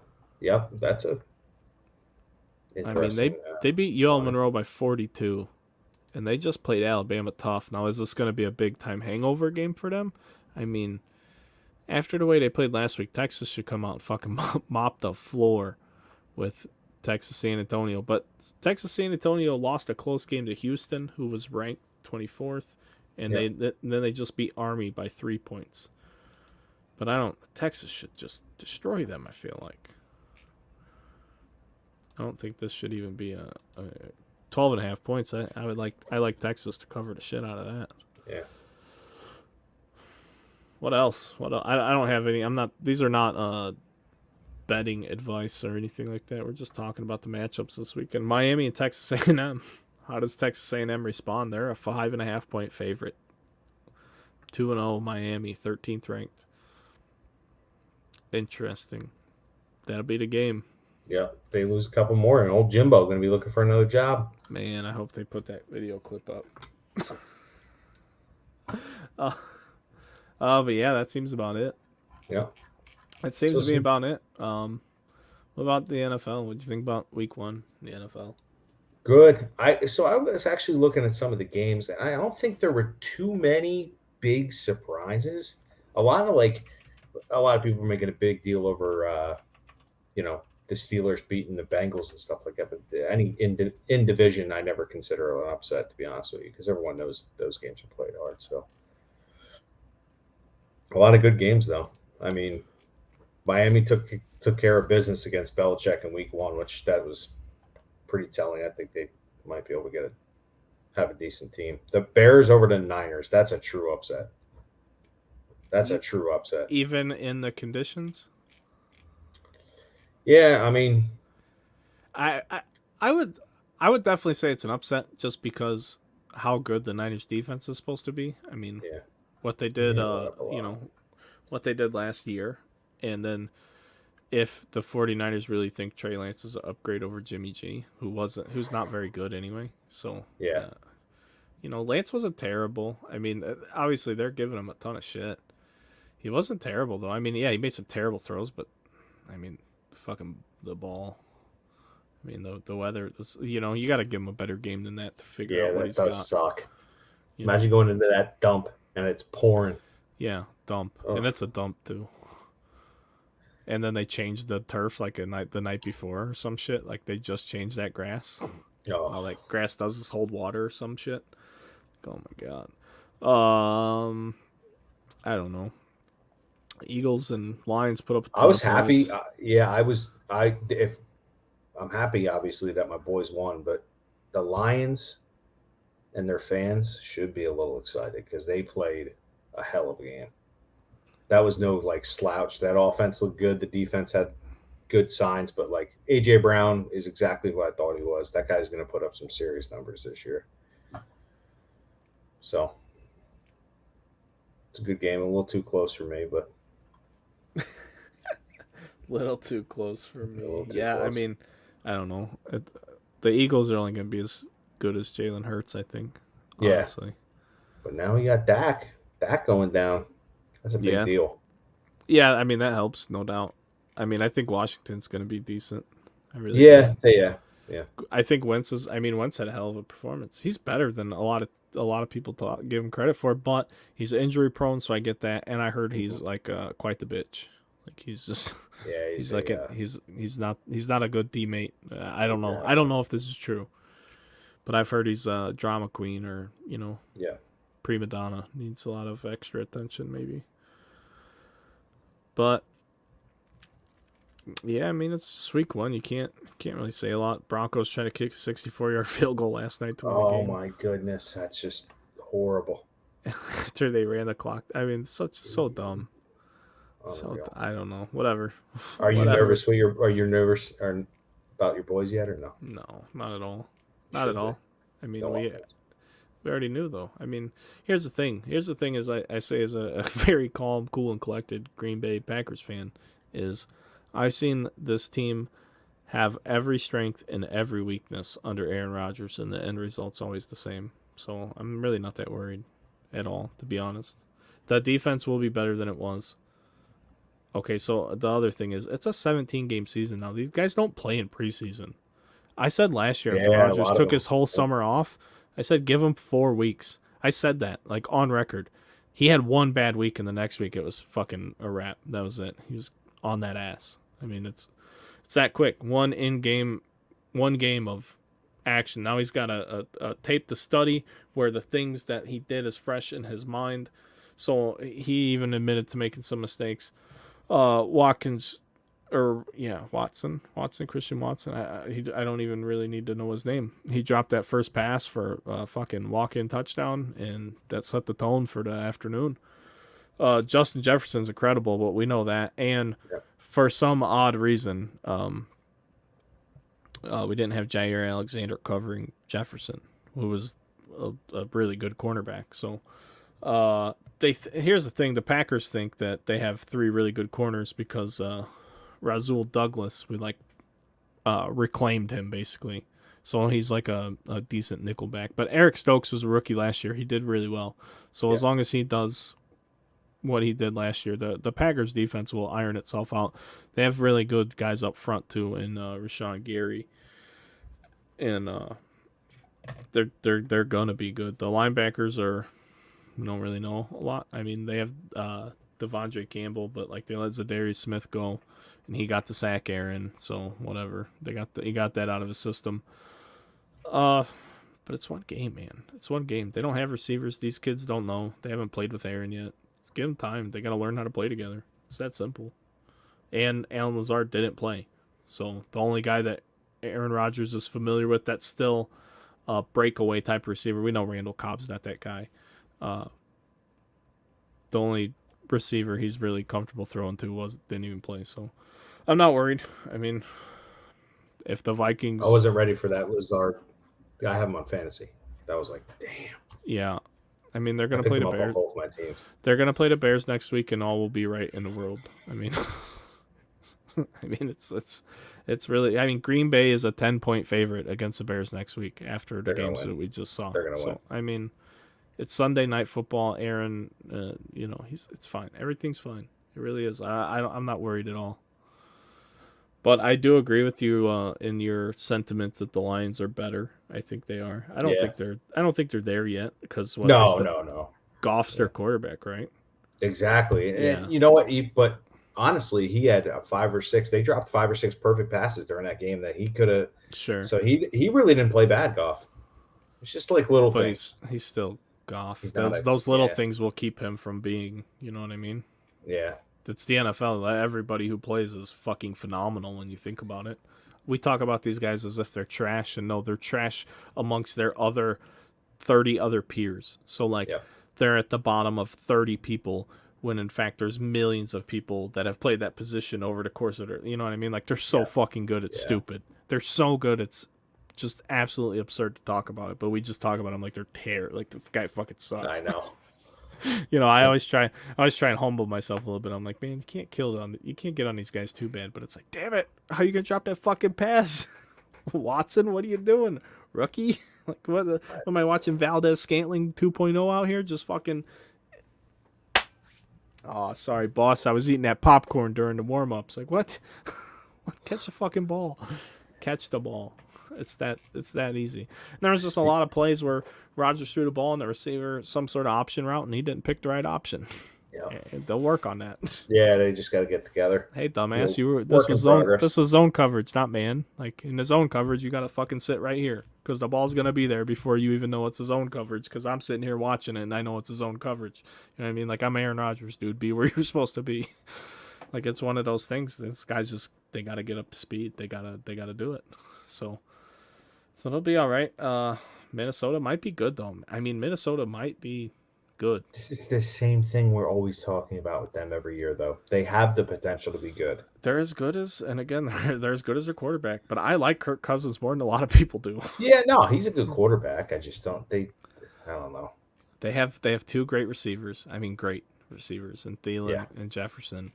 I mean, they have Dalvin Cook. I mean, their defense is okay. Their defense might not be as good as it's been in years past. I feel like they've lost a few Anthony Barr, he went to Dallas, I think. A really good linebacker they had for a long time. I think they've lost some guys. I don't know who they've replaced him with, so I mean their replacements could be good, but I don't know. Yeah, definitely the NFC North looks better. I mean I think the Bears are gonna be atrocious, but who knows? Fields might be able to do enough to keep himself upright, and who knows what he can do if he can keep himself upright. Bears fans think Darnell Mooney is going to be some guy all of a sudden because he had like 800 or 900 yards last year. I don't fucking know. I really don't.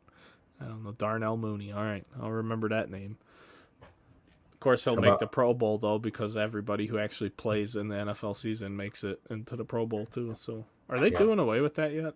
Are they done with the Pro Bowl? Remember they were talking last year about a whole thing that they wanted to change it all up and everything. It's like, come on. Just do away with it. Yeah.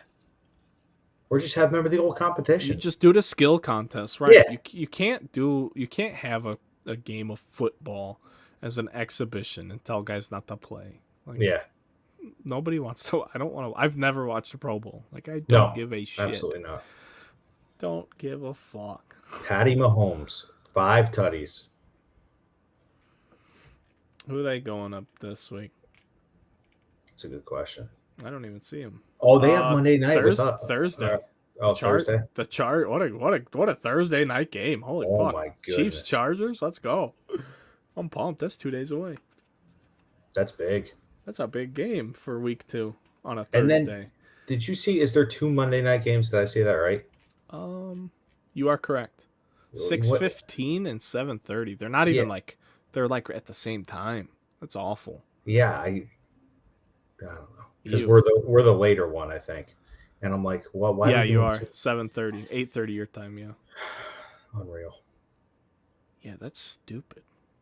That's so stupid. Why? I Why? have no idea. I saw it. I saw it like yesterday or something. I said, You this have to just at least like see that's the only way you do that is you fucking put a West Coast you put the fucking Raiders game on Monday night and have them play at their Pacific Coast time. yep. You know what I mean? And that just And makes they're it like both a Eastern. Yep. 9:30 start for, you know what I mean? Then you can Yep. have your two full why is it that I can schedule the NFL better than the NFL can schedule? What is this? And they're two games that are going to attract, like Bills are going to attract some viewership, obviously, Josh Allen. And then the Vikings Eagles will The get some. Vikings Eagles game is very interesting just from how good are these two teams. Yeah. Like that's a very interesting game. Eagles Yeah. are a 2-point favorite early. Yeah. I like that matchup. At Lincoln Financial Field. We will be attending. I will get to see your Packers against the Eagles in Philly this year. It is at Lincoln Financial Field in Philadelphia, Pennsylvania. How far is Philly from you? 4 hours north, right around 4 hours, 4.5. So you just get a room or something when you go to the game, or Yeah, no? or I stay with family in Jersey. Oh, I gotcha. So, but usually, like last time, we got a room. Yeah, that makes sense. It's a good stadium. We play in Washington in 2 weeks, and I thought about going to that game as well, but I've heard horror stories about the old District of Columbia and attending football games there. So, no thanks. If I'm going, I want it to be a decent stadium. I'm not going into the rough. Yeah, like I whenever I go to Soldier Field, I take a train. That's And yeah, like train's the way to go. and just getting off the train, like the way you have to walk to get to the field, there's like so much law enforcement because you have to like go under all these tunnels and they're like Yeah, on podiums and shit. It's yeah, wild. Like the first time you ever go through it, you're like, holy shit, where am I going? It's like you're almost walking into like a prison yard or something. The way they're all like up, but I get it. Like they need to be elevated so they can see what the hell's going on in case something bad happens. yeah. But I don't know, man. I don't know. NFL, MLB. How about a little MMA, Keith? Let's wrap this up Yeah. with a little What's MMA. what do we got? We got obviously the disaster that happened this last weekend, What a which weird. I think it was almost like planned. Like, don't tell me that these two guys got into a tussle the day 2 days before. So the day before weigh-ins, Holland and Kamzat get into a tussle, and then they end up fighting each other. And then Nate, which was the regular, that's the fight that should have been made in the first place. Him and Tony should have been made. That's the perfect fight. It really was, and it was good. It was a good fight. I understand what you're saying and why you think that way. And we didn't. And for anyone watching, we did not talk about this before the show. Not like this. But I will disagree, and this is why. And I'm usually right on board with that type of thinking, with the big plan. But here's why. And it had nothing. The way the fights played out explained to me why. So, for starters, anyone who's watched Kevin Holland knew that Kevin Holland won like 5 fights in 2020. He fought everybody during COVID, beat the Yeah, shit out of everyone. Then they started giving him guys that knew how to wrestle and started giving him problems. Vittori laid on him for 5 rounds in a snooze fest. He lost some other fights, just getting out wrestled. The guy's a decent jiu-jitsu practitioner, I believe, but he's not a wrestler. And I yeah, heard he's been wrestling with DC, like trying to learn. Kevin Holland, that is. yeah. But that's not the guy you want to fight. So No, it's not his cup of tea. Sorry. So I don't believe for a second that Kevin was trying to change the fight card. yeah, He was supposed to fight Daniel Rodriguez, correct? yes, Yes. Yeah, he was supposed to fight Daniel Rodriguez, and I think he would fucking mop the floor with Daniel Rodriguez. After watching that fight, him and Lee fought him. I think Lee won that fight. Lee lost a split decision. Lee even posted on Instagram asking the judges to just explain how he lost. Like, it's like, if you guys could just tell me what it is that, like, why, because he didn't lose that fight. Even Dana, everyone knew robbery, but that's the whole decision part of MMA. Yeah. Fucking finish your opponent. I mean, do that. Try that out. Try that out. So that fight got changed. Lee was supposed to fight Tony Ferguson, which I think would have been a great fight for both of those guys, honestly. Yeah. I think Lee could have won that fight as well. He would've. I think Daniel Rodriguez is the only benefactor of this. I mean, so I need to explain this, because Daniel wins, but he loses. So it's not going to affect him any. Lee lost, but he should have won, so it's not going to hurt him any. Kevin Holland loses, but he steps up and saves the card, basically, so he doesn't lose anything. Yeah. Hamzat wins, and now gets to be the bad guy and say, I don't care about it, I smash everyone. He gets to do this now. So he's a fucking turd. He's lost, everybody really quick, so now he just gets to go be the villain. Good for him. Someone's gonna fuck him up soon. I mean, I honestly thought, I have not watched this fight back. I have not, and I know you disagree with me, but I thought Gilbert Burns beat him. I thought you were joking with me. I was not joking. I have not watched that fight back, but the statistics say that he beat him, and I would never judge a fight based off statistics, because I think since they implemented like statistics and like other promotions show like live statistics, I think that's fucking terrible. I don't think judges should see anything like that, because you shouldn't see, oh, this guy landed 20 strikes and this guy landed 16, the guy who landed 21 instantly. But no, if the guy hit you with 20 Nate Diaz shots, he most certainly didn't win the round. Like, I'm sorry. That was Frankie Edgar. Frankie Edgar would land hundreds of punches and people would think he won the fight, and finally it caught up to him and the judges were like, wait a minute, because he was such a good boxer. I'm okay with that if you're not doing damage, but like if you're stifling the guy because you're doing that, like the way Colby fights, like or the way GSP used to fight, he would jab his guy to fucking death until he took him down. And GSP didn't, like, everybody loved GSP. I hated GSP when he was a champion. He was so fucking boring to watch. He was. But he was so goddamn good. That was the only, like, I didn't hate the guy. I love the guy. I really do. I have a Funko Pop of him. I mean, I love him. I was a fan of him then, but it was because I knew, like, he's not, why would there's no reason for this dude to risk himself getting hurt when he is so much better than everyone. And if you watch the Johnny Hendricks fight right before USADA, he lost. I think he won. No, I think he won that fight. He got fucked up, and you look at the damage on his face, but it's only 2 rounds.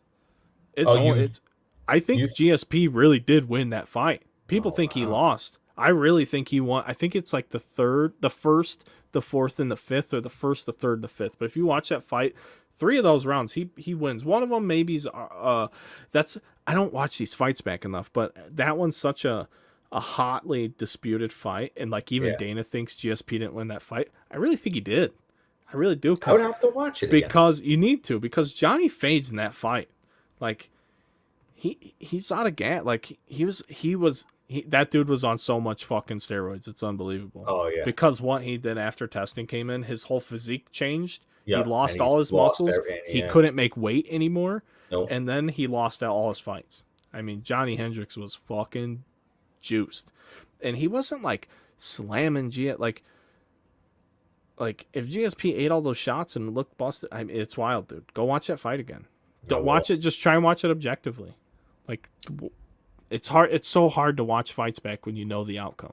I think the only time a lot of these fights too, and speaking like GSP and Frankie, and I remember the Connor and Nate one, I watched them at like B-dubs or one of these big places. So, yep. You know, I get it. Reactions coming into, so it does change a little bit.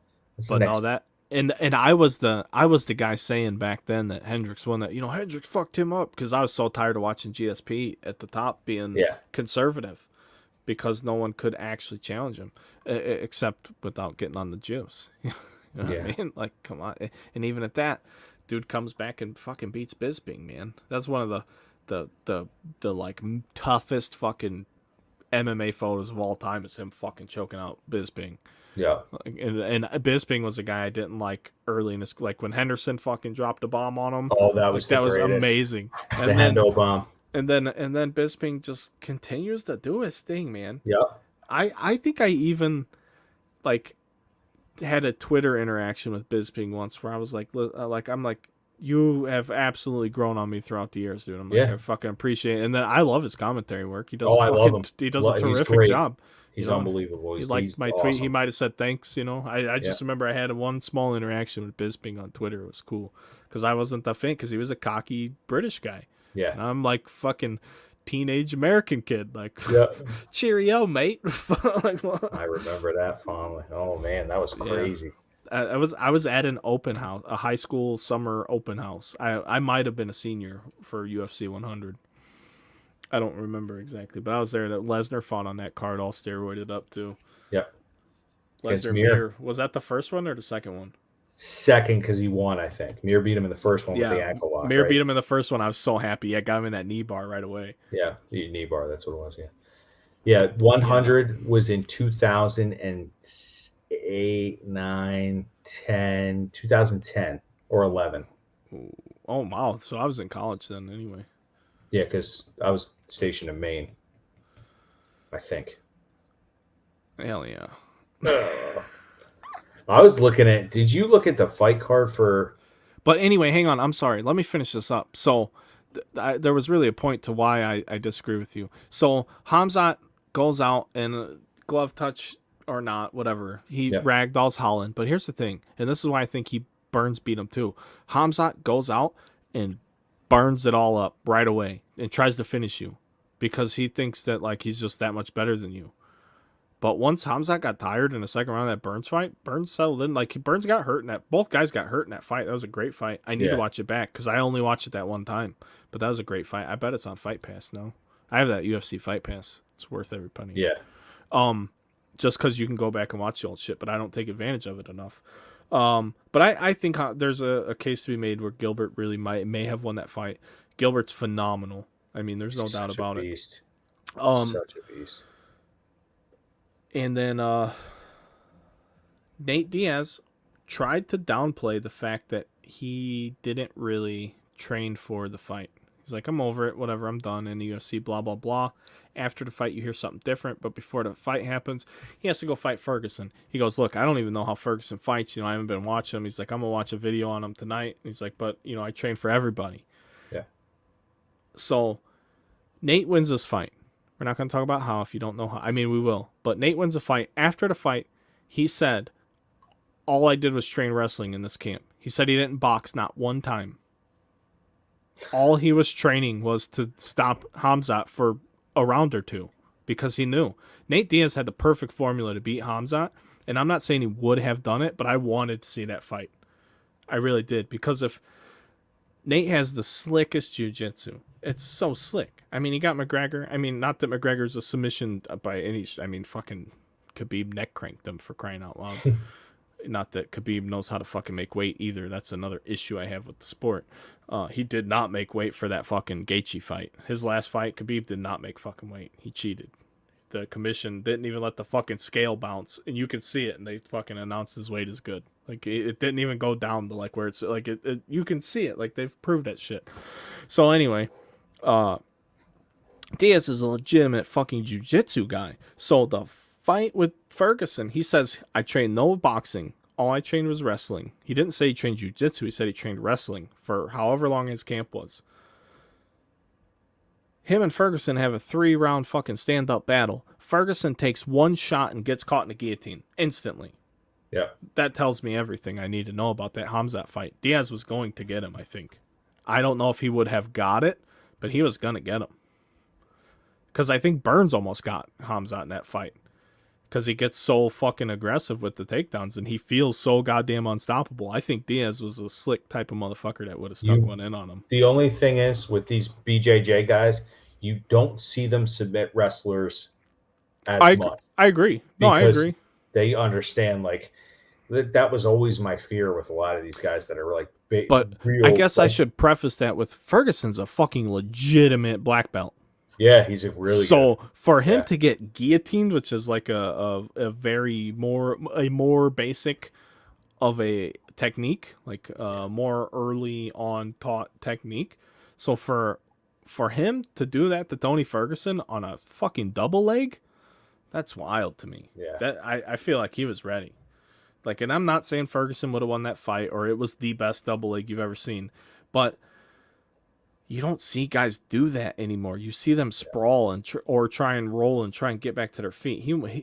Ferguson shoots, he's fucking sits straight down on it, and that's it. Did you I see mean, he that got him on this side, but his team, like idiots, like there's coaching and then there's his crew is telling him go for the takedown in the middle of the round.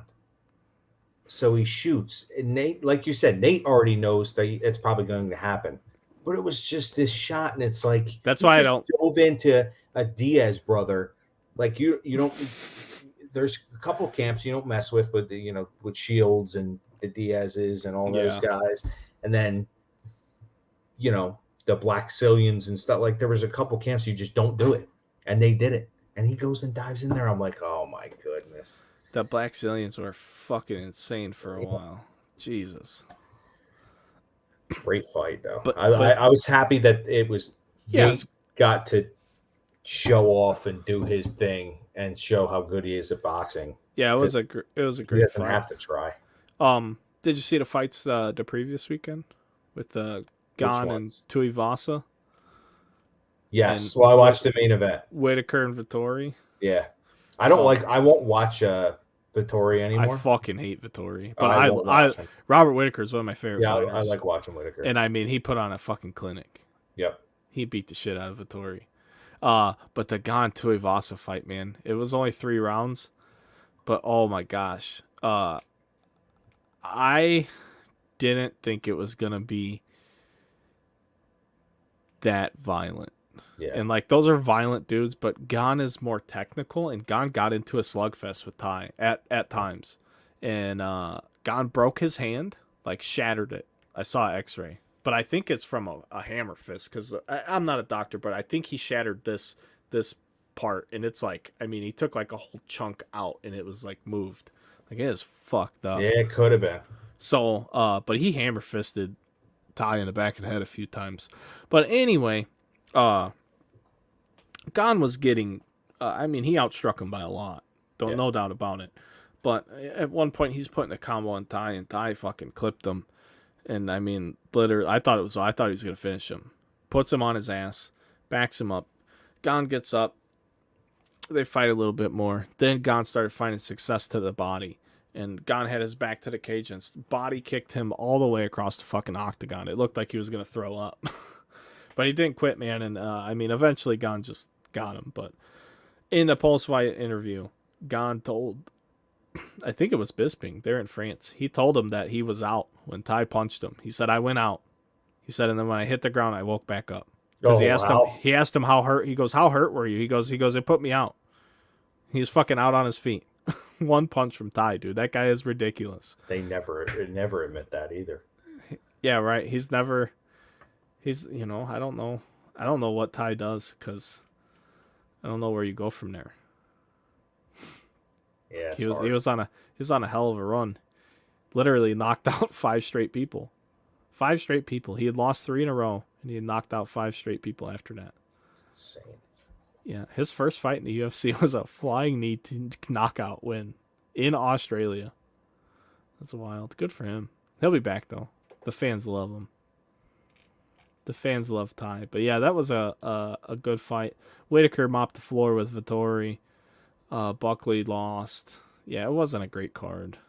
No, Whitaker. I always get the high hope for Whitaker, and then it's just like, I mean, and there's the other thing, man. I mean, I'm not saying it, but Whitaker looked very good the second time against Adesanya. I don't think he beat him, but he looked good, and like Adesanya just, did a GSP like performance. Adesanya's in that GSP type of territory where he's being more careful. So he's fighting that guy that knocked him out here soon, and we'll find out. Yeah. We'll find out. You know, Adesanya, is he gonna show off the ground game? Like, does he have a ground game? You know, like what's he gonna do now? He'll find out when. Is he gonna stand? Because that other dude's knocked out both the dudes he fought, I think, in the Yeah. UFC. Like he's legitimately has knockout. He's got those hands, boy. So it's very interesting. But Whitaker's only 2 losses in the last 8 years are to Adesanya. Yep. I mean, he lost to Wonder Boy. And Court McGee, he lost a split decision to Court McGee in Indianapolis in 2013. Oh, Court McGee. Yeah, that guy was. I remember him in The Ultimate Fighter. I couldn't stand him. He's a goofy looking dude. Yeah. He 21-11. Is he retired? No, he fought in June. Wow. Court McGee fought in June in the UFC. Oh, I watched that card. It was the Calvin Kattar, Josh Emmett card. Oh. I watched that. Jeremiah Wells knocked him out, huh? Who you taking in the next big one? Yeah, the Oliveira or Makachev? Oh, yeah. Let's see. Listen here, bub. Definitely taking your boy Charles Oliveira. Ah, you're nuts. Got to, dude. I can't root for that. You don't like the Russians, dude? No. I'm good. I'm so Aljo and TJ. Yeah, Piotr and Sugar Sean. Oh, That's the fight, though. How do you get matched up? And then the other fight, the sleeper fight on that whole card, is Bilal Muhammad and Sean Brady. That should be the number 3. That should be above. It should be on the pay-per-view. Absolutely. There's no way that fight is not. Take Darush out of there. Well, that should be the 5th fight. See, here's the other thing. I don't feel like, I don't know if they do. See, oh man, this is gonna come out bad, especially on a podcast. A women's MMA fight doesn't necessarily have to be on the pay-per-view portion. I'm not saying, for the draw or anything, but I'm sorry. I want to see Bilal, number 5 in the I want to see the 5th ranked male welterweight in the world face undefeated Sean Brady, who's the 8th ranked welterweight. He's an undefeated prospect fighting a top contender. I want to see that more than I want to see Caitlyn. I got my fucking ass destroyed in a title fight, Chikagian versus this other French lady. I have no interest in that fight. How do you say the French lady's name? I don't know. Manon Firo? I think that's pretty good. I'm actually kind of proud of you. I don't know. But my issue is, it's not even an issue. It's a fact. The top 3 ladies in their respective weight classes are so much better than the ones that are trying to climb that ladder. Like the hierarchy of women's MMA is much more set in stone than men's MMA right now, and it's not a knock. It's a time thing. Yeah. Women have not been doing it as long as the men have. Yeah, it'll get there. So it's going to take a generation or 2 of these young girls. My daughter's grown up. She wants to watch the fights with me. I want my kid to do jiu-jitsu. Mm-hmm. Like, I'm trying to convince my wife to let her do it. The kid, it's going to be good for her. Let her try it out. She doesn't like it, whatever, but let her try it. She's just a hyper and aggressive kid. Let her do hyper and aggressive kid things, like in a controlled environment. Like, yeah. Let her do it. Why not?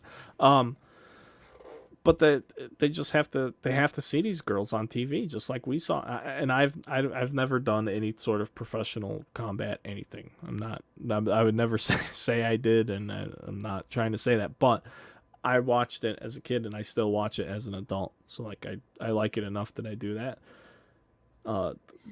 Women that I grew up with, they didn't have lady fights to watch when I grew up. You know what I mean? There was no female MMA. I mean, there was probably fucking slime bag fucking lingerie bullshit. You know what I mean? Not actual sport. So it's just gonna take time for the domino effect of monkey see, monkey do. Oh, they can do it. I want to do what she's doing. and it's gonna happen.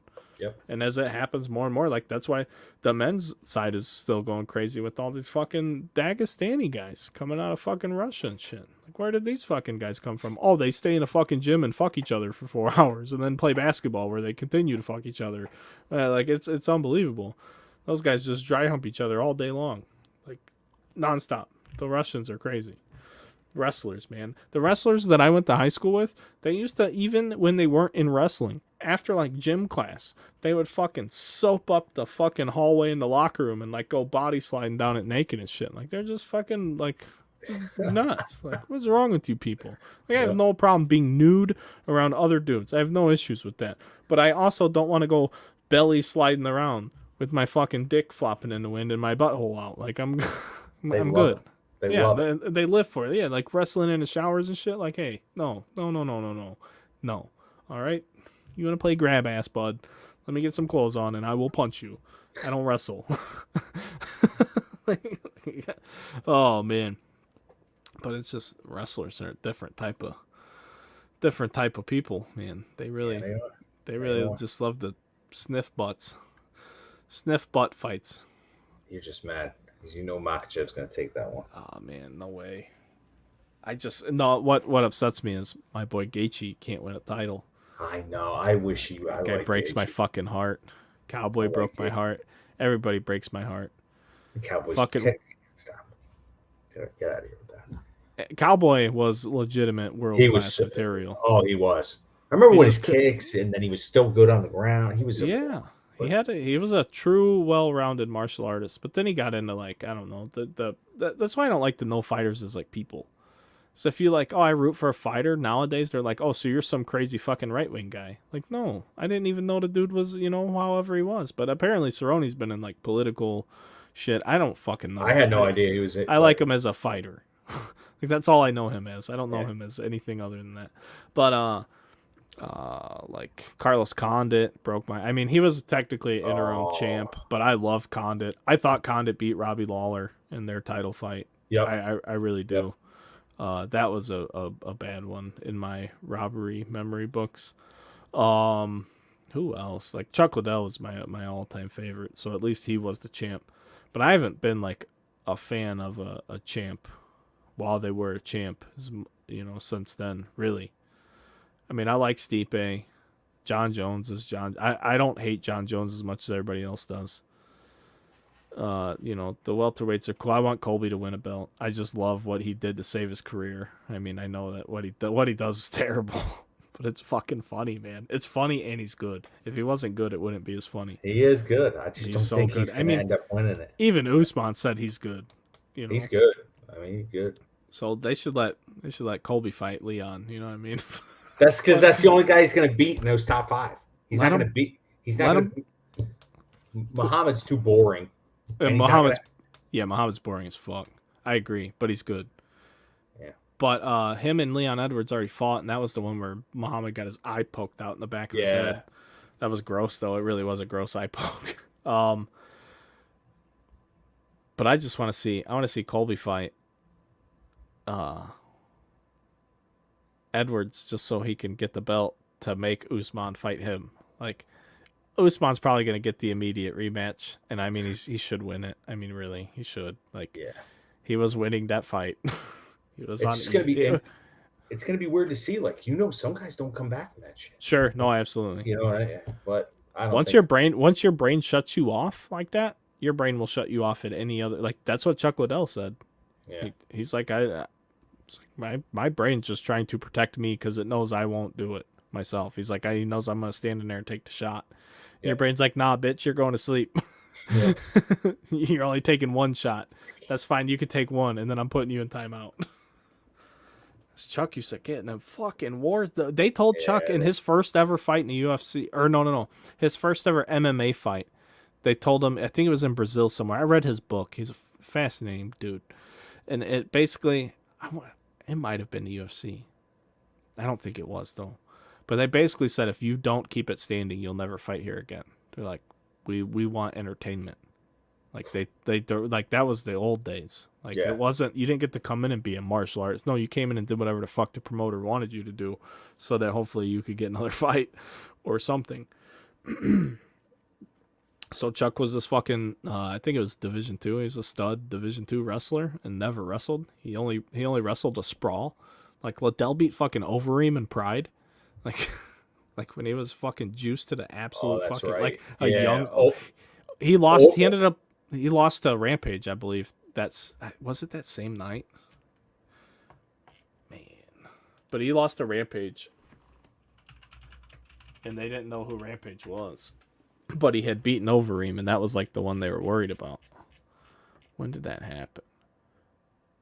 Oh, it wasn't that night, but that was his next fight in that tournament. It was the middleweight Grand Prix. Yeah, so he fought Overeem in August of 2003 and knocked him out in the first round. And then the corners they threw the towel in the second round of the Rampage fight. I remember he was in the corner getting the shit beat out of him by Rampage. And then he came back to the UFC and beat the shit out of Tito. So all was right in the world. That was like right when I was getting into high school when he knocked out Tito the first time. Tito was ducking him forever. Tito lost a belt, so then he finally made him fight him. Yeah, I remember Vernon White. I remember that guy. I think that was a black dude with blonde hair. Vernon White. Like Kevin Randleman. Oh, remember Kevin? Kevin Randleman? He was huge. Yeah, man, he beat everybody, and then he just lost everything. What else you got, dude? Anything? I don't think so. No, I don't think so either. We've been on this way longer than I said we were going to, as always. So, thanks for tuning in tonight, friends. We're just going to go ahead and wrap this thing up. Here's another episode. This has been episode 36 of the Underground Runaround. I'm your host, Brad Ross. Wrong fucking way. There's my guy, Keith. My guy, Keith, over there. Keith, thanks for coming in tonight, hanging out with us. And we'll see everybody next time. You guys be good.